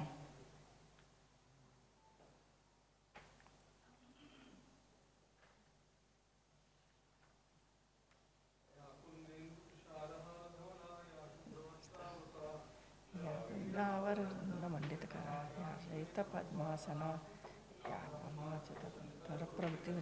सदा वंदिता।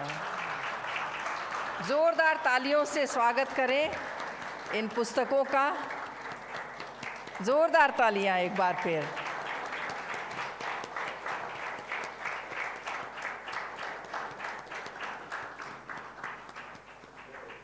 सभी का बहुत बहुत धन्यवाद जी। थैंक यू गुरु जी। जय। सभी से निवेदन है कि अपना स्थान ग्रहण करें। सभी का बहुत बहुत धन्यवाद पुस्तकों का विमोचन करने के लिए जी। और अब जिनको सुनने के लिए हम सभी आतुर हैं, जिनको सुनने के लिए लोग प्रेम पूर्वक उमड़ उमड़ के कहाँ से लोग आते हैं, जिनकी भक्तिमयी वाणी सहृदयों के हृदय में ईश्वर का अनन्य प्रेम जगा देती है, ऐसे प्रातस्मरणीय परम श्रद्धेय परम पूज्य स्वामी जी स्वामी श्री गोविंद देवगिरी जी महाराज से निवेदन है कि वे अपने आशीर्वचन से हमें अनुग्रहित करें। परम पूज्य स्वामी जी।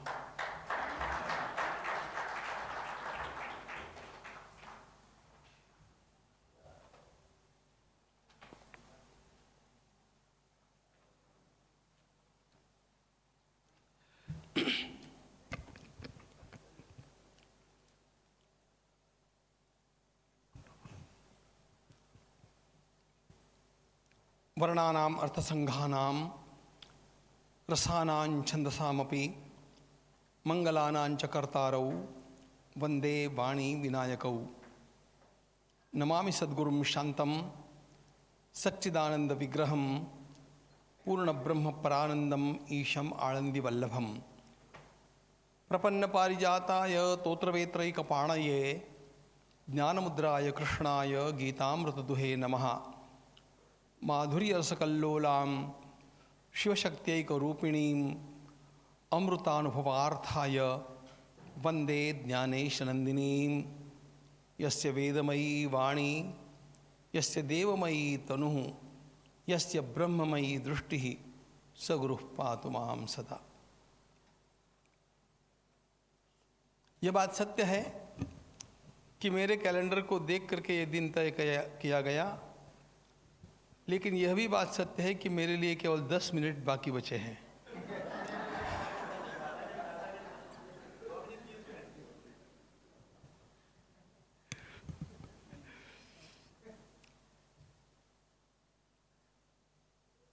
दीपावली का पवित्र त्यौहार आरंभ हो रहा है, इसलिए सबसे पहले आप सब लोगों को दीपावली की शुभकामनाएं। आज मैं यहाँ पर आकर के अत्यंत प्रसन्न हूँ। यहाँ पर आकर पहला विचार मेरे मन में ये आया कि काश मुझे भी यहाँ पर आकर के सीखने मिलता तो मैं भी धन्य हो जाता। इतना सुंदर ये परिसर, इतना सुंदर ये स्थान और इतना सुंदर ये विषय। मैं पहली बार नहीं आया हूँ यहाँ पर। लगभग 25-26 वर्ष पहले केवल जिज्ञासा से मैं यहाँ पर एक चक्कर लगा करके गया हूँ, क्योंकि मेरी जिज्ञासा बनी रहती है। जहाँ जहाँ गीता के विषय में, योग के विषय में, वेदों के विषय में, गौ माता के विषय में, भारत माता के विषय में जो कुछ भी होता है, मैं जाऊं, दर्शन करूं, कुछ सीखूं, कुछ प्रेरणा ग्रहण करूं, इस प्रकार की वृत्ति मेरी पहले से रही है। उसी दृष्टि से मैं आया था। और साहित्य तो मैंने उससे पहले भी यहाँ का देखा था।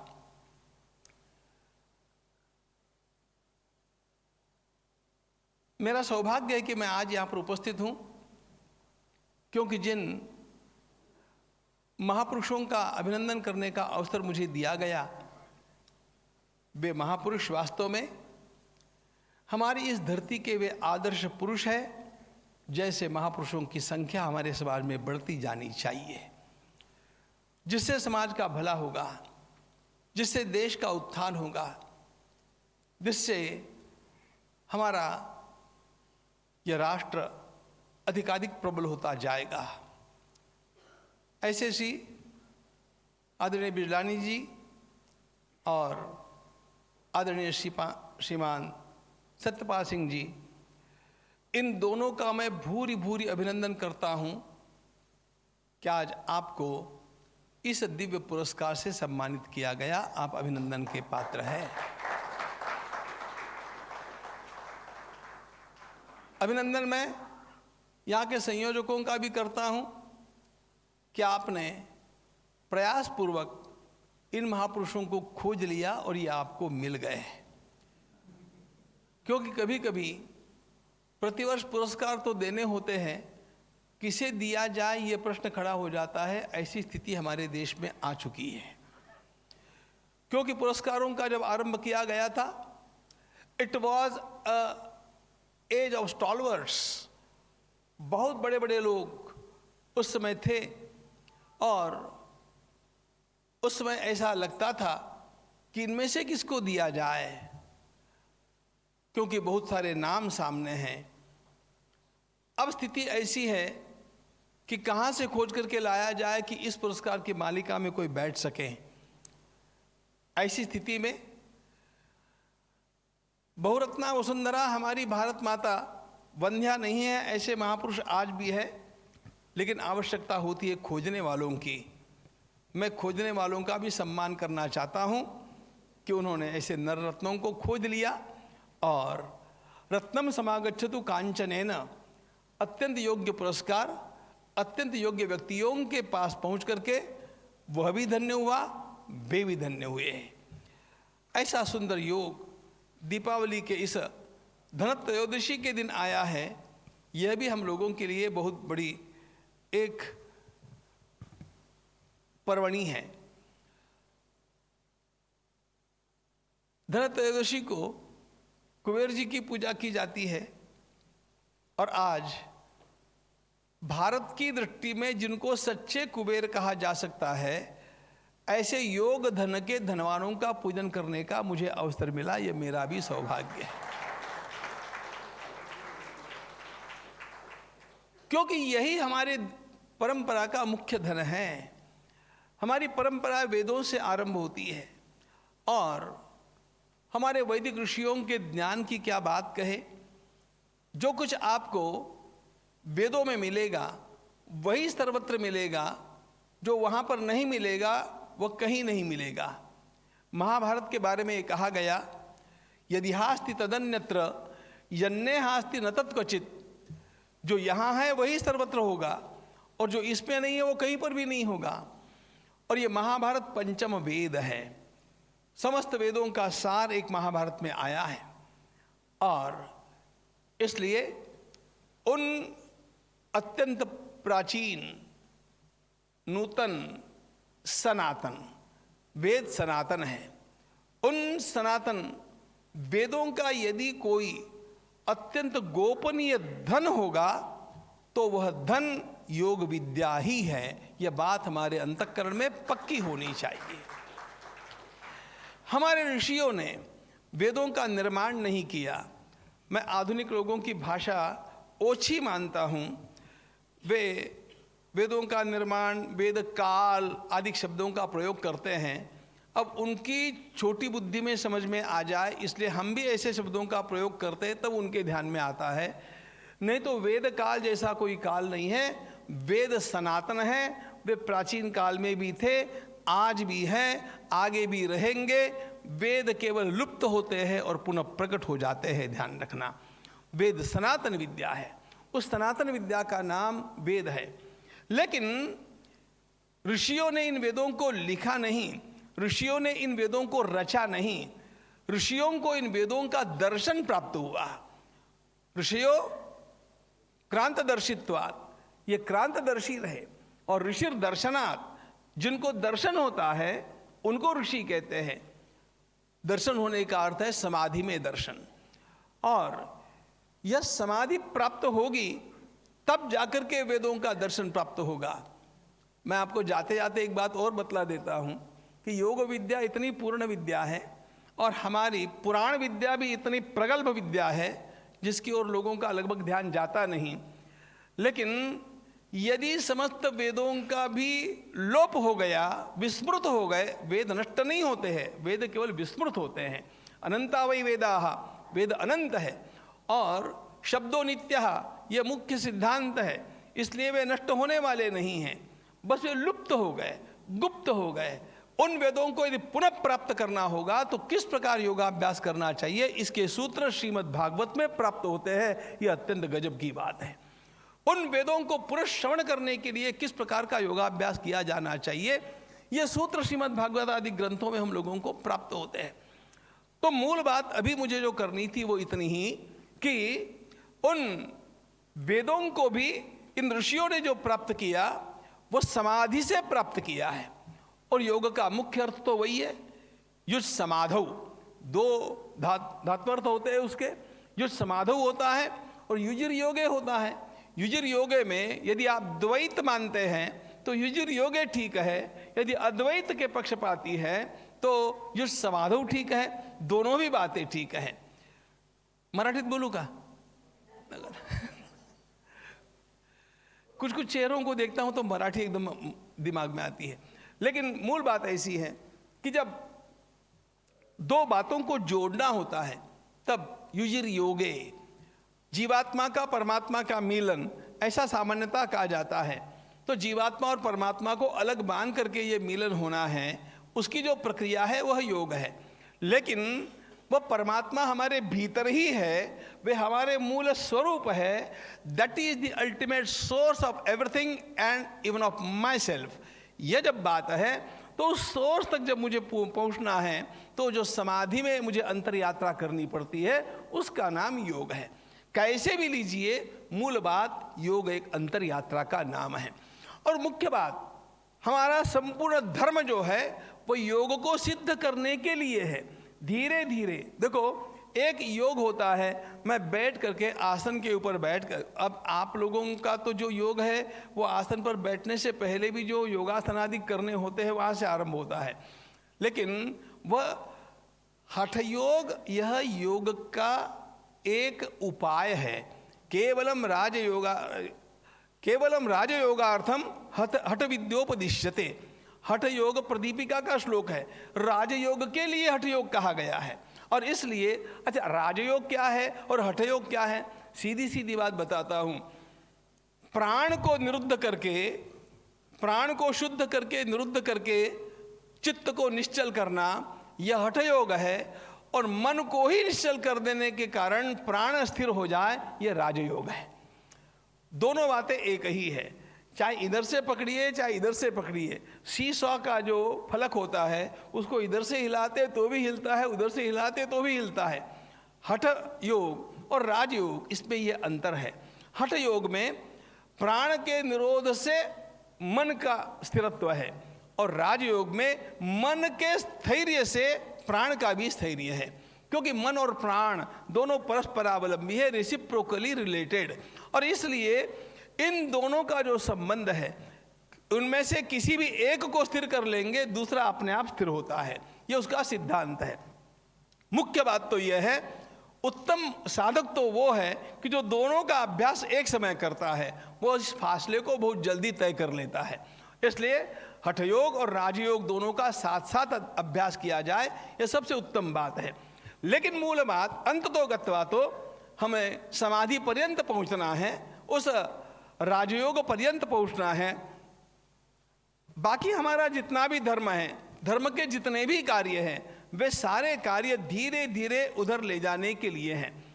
अब यह योग हमें वातावरण में कैसे प्राप्त हो जाए, यह योग आहार से प्राप्त कैसे हो जाए, यह योग हमें अपने व्यवहार में प्राप्त कैसे हो जाए, इसीलिए हमारे धर्मशास्त्र में सात्विक, राजस और तामस, इस प्रकार के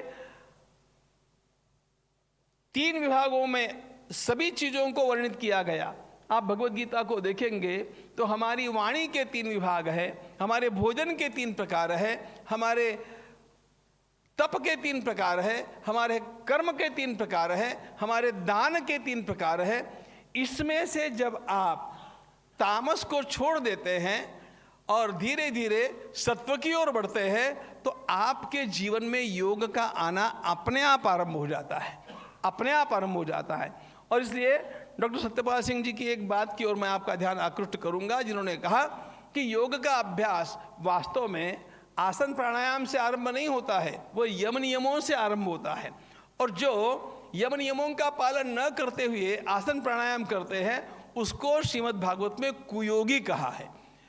एक होता है सुयोगी और एक होता है कुयोगी। अब यहाँ पर तो सब सुयोगी सुयोगी लोग एकत्रित है, मुझे पता है, इसलिए कोई बात नहीं।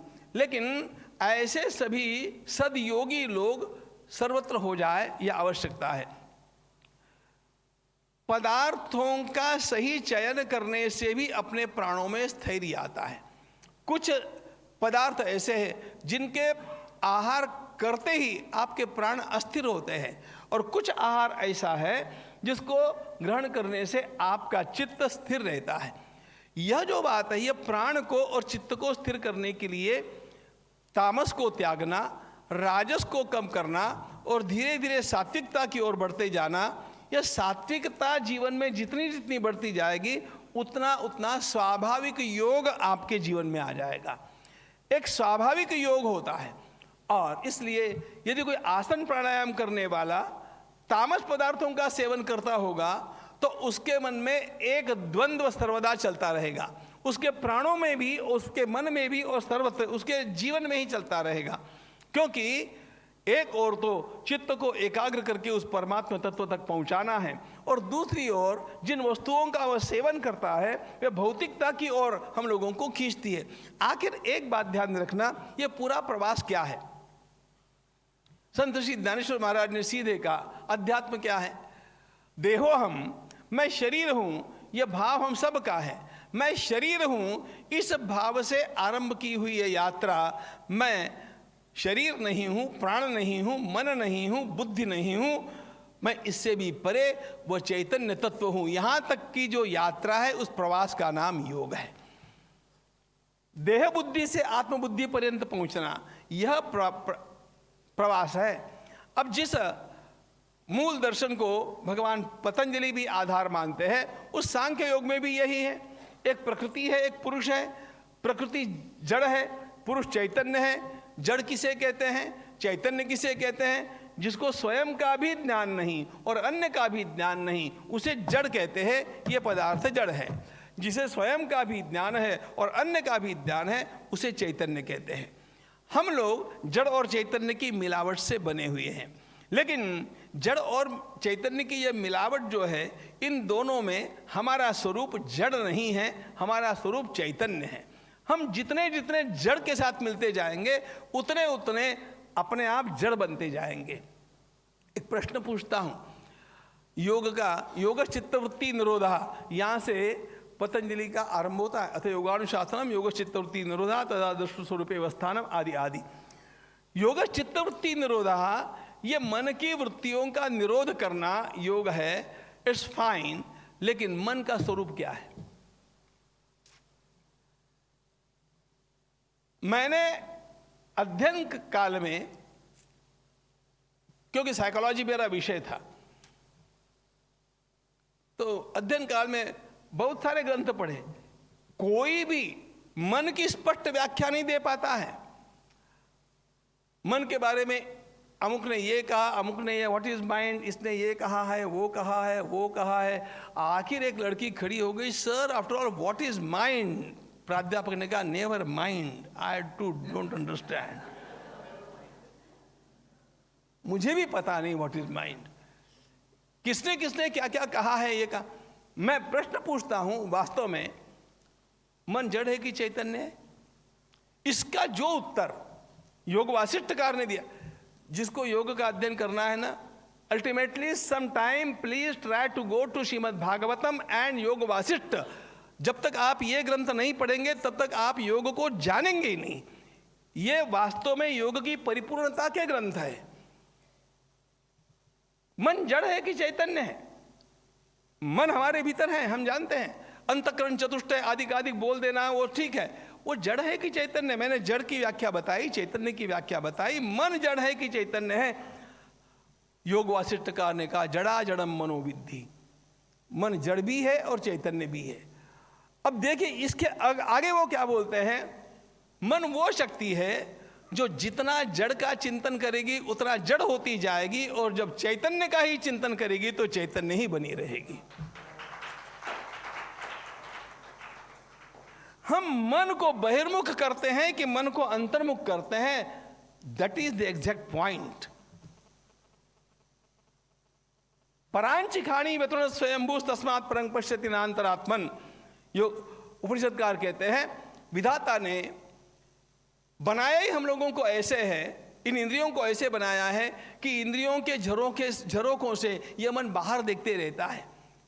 अच्छा रूप कहाँ है, अच्छा स्वाद कहाँ मिलेगा, अच्छा स्वर कहाँ से सुनाई देगा, अच्छा स्पर्श कहाँ मिलेगा, शब्द स्पर्श रूप रस और गंध, इन पांचों विषयों को प्राप्त करने के लिए भोगासक्त मन इन इंद्रियों के झरोकों से निरंतर बाहर देखता। उद्विग्न बुद्धेर असदात्म भावात, इसलिए यह मन उद्विग्न होता है, निरंतर बाहर देखता है। योग क्या है? इस उद्विग्न मन को जो बाहर निरंतर जा रहा है उसे अंतर्मुख बनाने की प्रक्रिया योग है। उसे केवल अंदर की ओर मोड़ना है। और जब यह मन बाहर झांकना छोड़ देगा और अपने भीतर देखना आरंभ करेगा, आपको क्या बताऊं, सारे संसार में जो दौलत प्राप्त नहीं होती है वो केवल अंतर्मुख हो जाने से अपने आप प्राप्त हो जाती है। इतना समाधान, इतनी शांति, श्रोत्रियस्य चाका महतस्य, उपनिषदकार कहते हैं। अरे इंद्र को भी वो आनंद नहीं, ब्रह्मा को भी वो आनंद नहीं जो अकामहत श्रोत्रिय को आनंद प्राप्त होता है। अकामहत, मेरी कामनाएं समाप्त हो गई, मेरी वासनाएं समाप्त हो गई। और जब वासनाएं नहीं है, कामनाएं नहीं है, और मैं अंतर्मुख होकर के उस चैतन्य के साथ सामरस्य की अनुभूति करता हूं, what else is required? Nothing is required. उस समय यह संसार रहता भी है कि नहीं, ये पता नहीं।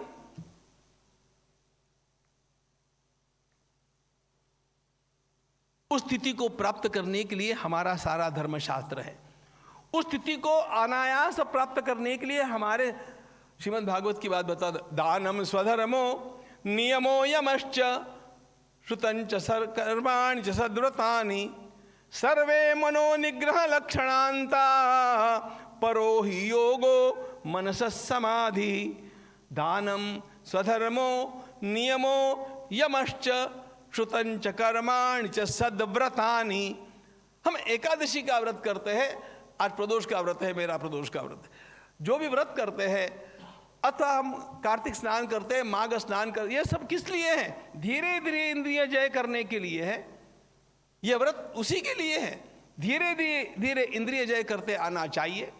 पूजा करने के लिए बैठो, वैसे ध्यान के लिए घंटा भर बैठना मुश्किल है, लेकिन सामने पूजा करने के लिए कुछ होगा, हाथ में माला जप करने के लिए होगी, तो अपने आप आपका पहले आसन सिद्धि बन जाएगी। धीरे धीरे हमारे ऋषियों की विशेषता यह है कि वे आपको धीरे धीरे उंगली पकड़ करके जैसे ले जाया जाता है, उसी प्रकार परम स्थिति तक पहुंचाने का प्रयास कर रहे हैं। और अंत में ये कहते हैं, दानम स्वधर्मो नियमो यमश्च श्रुतंच कर्माणि च सद्व्रतानि सर्वे मनोनिग्रह लक्षणान्ता परो हि योगो मनसः समाधि। श्रीमद् भागवत के भिक्षु गीत में भगवान कहते हैं कि इस मन को उस समाधि की अवस्था में, परिपूर्ण आत्म तन्मयता की अवस्था में पहुंचा देना, इस अवस्था को प्राप्त करने के लिए बाहर का सारा डिसिप्लिनरी धर्माचरण है। यह धर्माचरण एक डिसिप्लिन है, और वह सात्विकता से जब हम आगे आगे बढ़ते हैं तो हमारा परम कल्याण इसी जन्म में किए बिना नहीं रहता है। मरने के बाद मोक्ष प्राप्त करने के लिए योग नहीं है, जीते जी प्रत्यक्ष इस शरीर में रहते हुए आत्मानंद की प्राप्ति करने के लिए योगाभ्यास है। उसके लिए आवश्यकता क्या है? नाभिम संसार चक्रस्य चित्तमेव निरोधयेत्। यह सारा संसार जो घूम रहा है ना, यह सारा संसार हमें कष्ट देता नहीं है। इस संसार का जो इम्प्रिंट हमारे मन पर आ गया वो हमें कष्ट देता है। कल मैंने गुलाब जामुन खाए, समझ लो, मैंने खाए नहीं है, आप चिंता मत करना। या मैंने जलेबी खाई और बहुत अच्छी थी। अब कल जलेबी खाई और मैं उसको भूल गया तो बात नहीं है, लेकिन कल की जलेबी मीठी थी या आज का भोजन करते समय मुझे याद आ गई तो बात गड़बड़ हो गई। वो कल की जलेबी, भगवान बुद्ध की एक कहानी बतलाता हूं आपको। ऐसा हुआ, भगवान बुद्ध के दो भिक्षु प्रवास कर रहे थे। एक तालाब पर प्रातःकाल में वे जब ध्यान के लिए बैठे तो एक युवती वहां पर पानी भरने के लिए आई। पानी भरते समय वो पैर फिसल करके गिर गई तो उसमें से एक भिक्षु उठ करके दौड़ा, उसने उसे हाथ पकड़ करके बाहर निकाल लिया और कहा, बहन जाओ। अब इसके पश्चात एक महीना चला गया, दूसरा महीना चला गया। अब जब 2 महीनों के पश्चात भगवान बुद्ध के पास वे आए तो उस भिक्षु ने चुगली की। वो तो मन में रखता है, इंडियन आदमी है, तो उसने कहा, आपने नियम बताए थे कि किसी स्त्री को स्पर्श नहीं करना, और इसने है ना एक युवती का हाथ पकड़ लिया था। और तो उन्होंने सुन लिया, उससे पूछा, भाई क्या बात है? उन्होंने कहा कि बात सही है बनते, ऐसा था, हम ध्यान के लिए बैठ रहे थे, इतने में एक युवती वहाँ पर पानी भरने के लिए आई, वो गिर गई थी और मैंने जाकर के उसको बाहर निकाल लिया, चली गई वो। मैंने कहा था सत्य है ना, इससे उसका हाथ पकड़ लिया था ना। भगवान बुद्ध ने कहा, अरे बेटा, उसने तो हाथ पकड़ा लेकिन तभी छोड़ दिया, तुमने 2 महीने पकड़ करके रखा।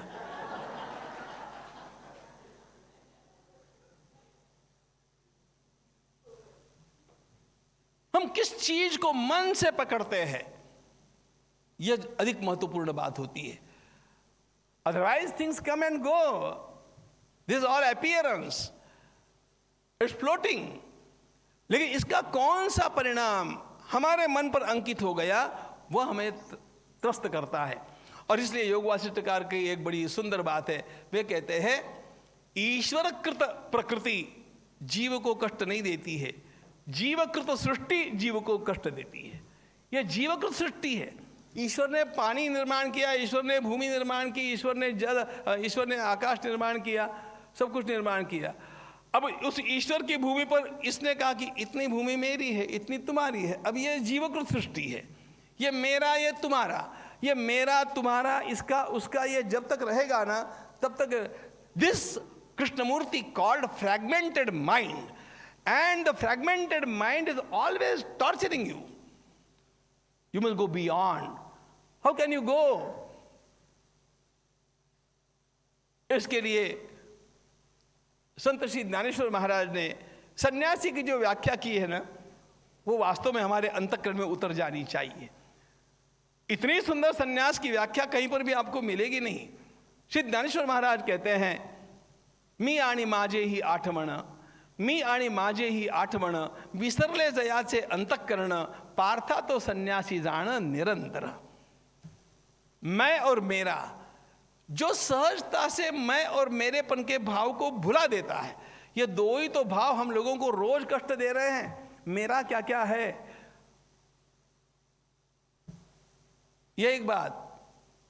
फिर मेरा क्या है ये आया तो उसका क्या है वो भी आता है, फिर उसका है वो भी मेरा कैसे हो जाए ये भी आता है। ये मेरेपन के भाव में ये सब है। और मैं कौन हूं? मैं कोई वीआईपी हूं, मैं बड़ा हूं, अमुक हूं, तम, ये जितने भी लेबल्स हम बाहर से प्रकृति के लगाते हैं, ये आपको कष्ट ही कष्ट देने वाले हैं, कष्ट ही कष्ट देने वाले हैं। इसलिए इन सब उपाधियों से अतीत, इन सब नामों से अतीत, इन सब रूपों से भी अतीत मेरा जो शुद्ध चैतन्य है, उस चैतन्य में मैं डूब जाऊं। रमण महर्षि के दो सुंदर शब्द है मित्रों, उतने ही समझ लीजिए, अन्वेषण और निमज्जन। कोहम, पूरा जीवन उन्होंने कोहम इस शब्द के ऊपर व्यतीत कर दिया। मैं कौन हूं? उपनिषदों का अध्ययन करते समय मैं रमण महर्षि को 1 वर्ष भर पढ़ता था, लेकिन मुझे इसे वास्तव में लगा कि जो कुछ उपनिषदों में इतने सारे शब्दों में कहा गया है, वो उस महान आत्मा ने एक झलक में हम लोगों को सिखा दिया। यदि हम उसमें स्थिर रहना सीख जाए तो मैं कौन हूं, इसका चिंतन करते हुए उनका संपूर्ण जीवन व्यतीत हुआ। और मैं कौन हूं, इसका चिंतन करते करते आप जहां पर पहुंच जाते हैं वहीं पर डूब करके रहना। अन्वेषण एंड देन निमज्जन, यही समाधि है। यह समाधि अनेक प्रकारों से प्राप्त की जा सकती है। वैसे भगवान पतंजलि का योग ही सब कुछ योग नहीं है, हठयोग प्रदीपिका ही सब कुछ योग नहीं है। मैं कभी कभी कहते रहता हूं, जिस दिन हमारा 21 जनवरी का दिन योग डे, वैश्विक योग दिवस निश्चित हुआ, उसी दिन मैंने भाषण किया कि ये the Yoga day is really speaking Gita day, ये गीता का दिन है। क्यों? वास्तव में न पतंजलि में पूर्ण योग है, न हठयोग प्रदीपिका में पूर्ण योग है। ये तो योग का एक 8वां हिस्सा है। आपको पूर्ण योग पढ़ना होगा तो आपको भगवत गीता ही पढ़नी पड़ेगी, और भगवत गीता को योग की दृष्टि से जानना होगा तो ज्ञानेश्वरी ही पढ़नी पड़ेगी। तब जाकर के ये सब बातें आपके लिए खुल करके आएगी अपने आप आपके भीतर से। It they shall blossom from within, heaven lies within us. परमात्मा शक्ति बाहर नहीं है, कहीं वैकुंठ का भगवान, कहीं कैलाश का भगवान गीताकार ने कहा नहीं है। ईश्वर सर्वभूतानां हृद्देशे अर्जुन तिष्ठति भ्रामयन् सर्वभूत। गीता का ईश्वर अंतरंग में है। अहम आत्मा गुणाकेश सर्वभूताशय स्थितः। मैं भीतर विराजमान हूं अर्जुन। उस भीतर के अंतरात्मा के विराजमान परम चैतन्य तत्व की खोज करने की जो जो प्रक्रिया है, उस हर प्रक्रिया का नाम योग है।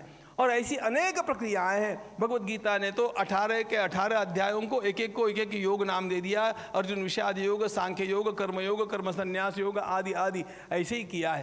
तो मूल बात कर्मयोग, ज्ञान योग, भक्ति योग और ध्यान योग। गीता ने ध्यान योग स्वतंत्र माना है और उसमें फिर हठ योग, राजयोग, लय योग और मंत्र योग, इस प्रकार 8 प्रकार इन योगों के हैं। उसके भी अवान्तर भाग है। इन सब का अध्ययन जीवन में जिसको करने का भाव जागृत हो गया, मैं सच्ची बात बताता हूं, उसके जितना संपन्न कोई नहीं, उसके जितना श्रेष्ठ कोई नहीं। हमारे भीतर ये योग की जिज्ञासा जागृत होनी चाहिए। और ये योग जानने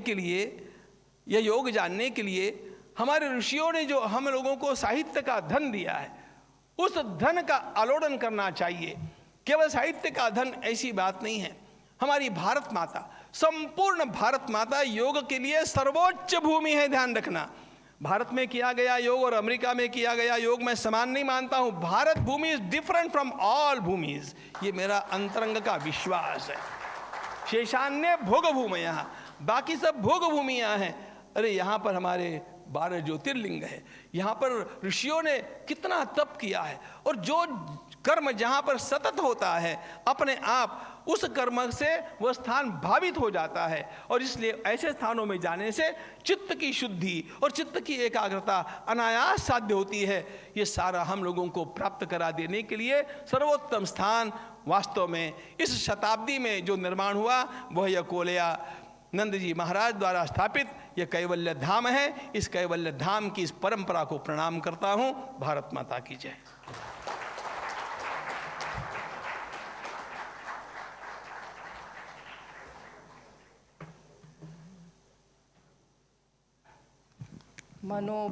मनोबुद्ध्यहंकार चित्ता निनाहम शिवोहम शिवोहम। संतों के मुंह से ईश्वर बोलते हैं, संतों के रूप में ही ईश्वर हमको दिखाई देते हैं। और ईश्वर तो सभी रूपों में है, लेकिन संतों के रूप में वो बिल्कुल पूरी तरह से प्रकट होते हैं। और आज परम पूज्य, परम श्रद्धेय, प्रातः स्मरणीय स्वामी जी, स्वामी गोविंद देव गिरि जी महाराज से इतने सुंदर शब्दों में उस दिव्यता का अनुभव हमने किया है। ऋषयः मंत्र द्रष्टारः। और उन्होंने हमें बताया कि स्मारये न तु शिक्षये। सभी के अंदर पहले ही से वो ईश्वर विद्यमान है। हृद्देशे अर्जुन तिष्ठति। तो उसका हमको स्मरण कराया। आपका बहुत बहुत धन्यवाद महाराज। और अब इसके साथ ही हम हमारे अध्यक्ष, कैवल्य धाम के अध्यक्ष श्री डॉक्टर ओम प्रकाश तिवारी जी से अनुरोध करते हैं कि अपना अध्यक्षीय संबोधन हमको प्रदान करें।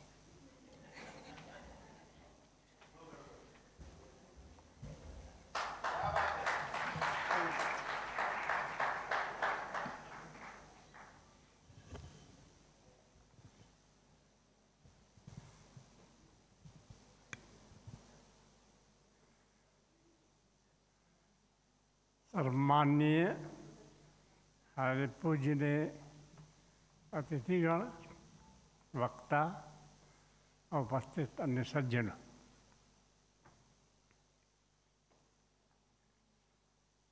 एक बहुत अच्छा दोहा है, जब मैं था तब तू नहीं, जब तू है मैं ना, शीश उतारो भोय धरो तब बैठो घर माए। सारा का सारा दर्शन इसमें आ गया। साक्षात्कार की भूमिका कैसे रखी जाए ये भी आया है। आपने सभी हमारे विद्वत समाज को सुना और बड़े लाभान्वित हुए। ये हम लोगों का सौभाग्य है कि आज सभी लोग प्रसन्नता से श्रद्धापूर्वक सुन रहे हैं अपने पूजनीय गुरुओं के वचन। मुझे कैवल्य धाम के बारे में स्वामी जी का कथन याद आता है जो उन्होंने 1924 में स्थापना के पूर्व कहा था।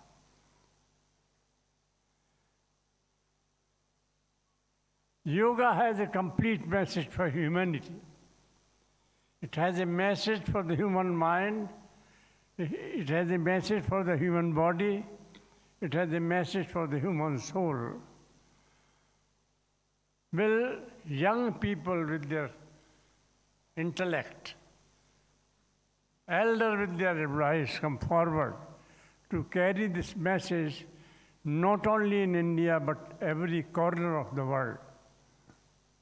आज ये सुनने को मिल रहा है कि भारतवर्ष ही नहीं संसार में योग का प्रसार और प्रचार द्रुत गति से हो रहा। ये उन्होंने 1924 में कहा था। उसके बाद जब वो जाने लगे उन्होंने मेरा हाथ पकड़ा, बोले Tiwari, I have brought up this institution out of nothing. If it goes to nothing, I don't mind, but you should not be diluted. That is the tradition which we are following, and I am sure this tradition will be protected and will be ever alive. I don't want to take you much time. I say Swasti Rastu, Shri Rastu. Thank you.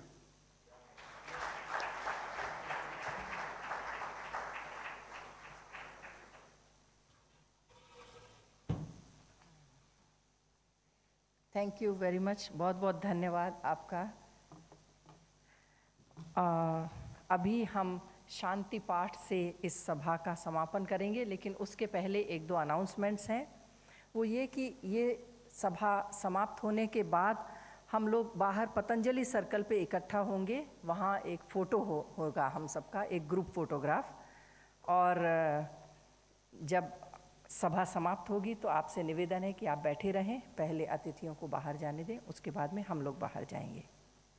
तो इतने सुंदर इस समारोह का, सभी संतों के आगमन से इतने बहुत बहुत सुंदर समारोह का समापन हमको शांति मंत्र से करना है। सभी से निवेदन है कि पीठ सीधी करके बैठें।